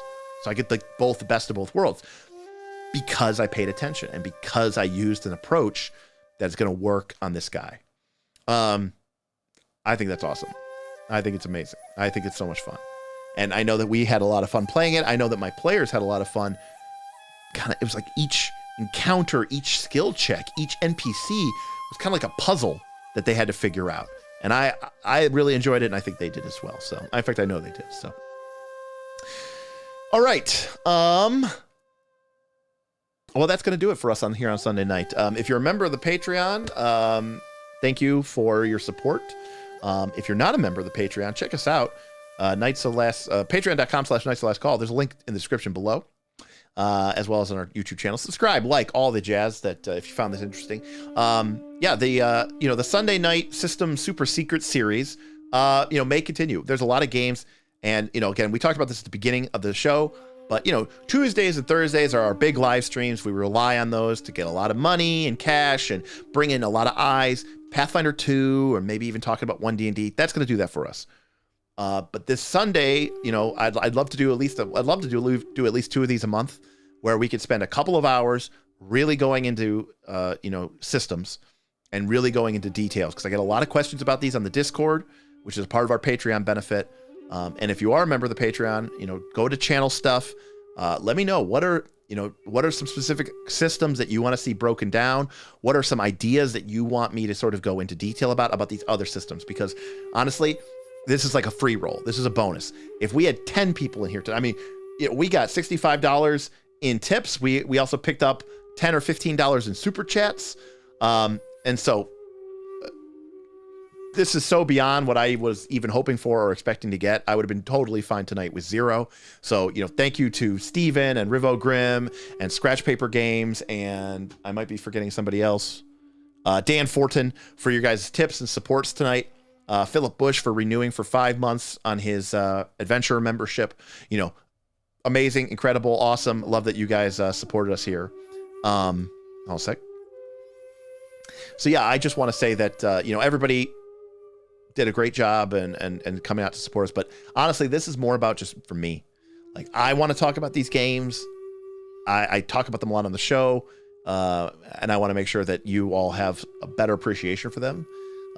My plan is, especially as we move here out of the summer into the fall, when the nights with children are less ocupado and are able to handle some additional duties and responsibilities, I really want to figure out a way where I can, in a fair and balanced way, take people from our Discord, from our Patreon, our higher tier members, our super active, super community-driven members, and figure out a way to play games with them. And I would love to get Legend of the Five Rings or Blades in the Dark to the table for some of my patrons who've really been, supporting the channel for a long time, and reward them with a fun opportunity to, not to game with me, whoever gives a shit about that, but to get a chance to play these games with people who've really studied them and really played them, and, give the game a fair shake. And step one of that is just getting people interested in these games and getting people interested in these systems. And I think it's also important to understand from my perspective, the way I think about role-playing games. I read so many of these role-playing games. I'm always reading them under the precept of, why is this game doing this? What is this encouraging? What behavior is this pushing me towards? How is this rewarding me? And is that cycle fun for me as a player, for me as a game master? Because if I don't know what a game is doing, and I don't know what a game is trying to do, and I don't know how a game is doing it, and I don't know how the game is rewarding you when you do it, then how am I supposed to run the game, and how am I supposed to play the game? So I love studying these role-playing games just because I like to see the different ways that people have figured out how to pull the levers and spin the dials and flip the switches. And so, London says, possibly do these earlier for EU folks. Yeah, you know what, London? I kind of just threw this out here today. I thought about it just as today was going on, but I would 100% love to do these. If I do these on Sunday in the future, maybe we'll do them at like noon or something, or 1, which is 6 or 7 or 8 over there in England and the main continent of Europe. So I think that could be fun. The only people who get screwed then are our Aussie friends, but that's okay. You're late to the party again. Well, Gid, I'm sorry, buddy. I tried. It's Sunday night. What do you possibly have going on? It's not even Sunday night for you. It's Sunday afternoon. You're over in Hawaii. But appreciate you being here, Gid. Well, the VOD is up. It's definitely worth a look. And for our Patreon members, we'll see you tomorrow. We've got a Patreon exclusive Q&A. We do one of those every month where we talk about the channel, the plans for the channel, the plans for the Patreon, what's going on, what we're thinking about doing. And then we do, exclusive short, Q&A. People just ask whatever questions they want. They get them answered immediately. We go as long depth or go as in depth and as long of a response as we need to be. Chat. Our heroes get to come on with their cameras and their mics, and ask questions, and it's good stuff. It's really fun. Get it. Don't worry. That'll be me like next year. That'll be me next year. I'm probably going to try to move or something. We'll figure it out. All right, everybody. Thank you for hanging out with me this Sunday night. We'll see you next week. We got Tuesday, Thursday coming up. Not sure what they're going to be yet. Quest for the Frozen Flame was delayed last week, but we're still on our every 2-week schedule, so that won't be until next Tuesday, which is the 13th. But we do have a live stream on the 6th, and we do have a live stream on the 8th, and we're doing our Patreon live stream tomorrow, which is the 5th. So, going to be a busy week of live streams, and we'll see what remains to be seen. So, on behalf of myself from the Knights of Last Call, I will say Arigato gozaimashita. And we'll see you next time on Knights of Last Call.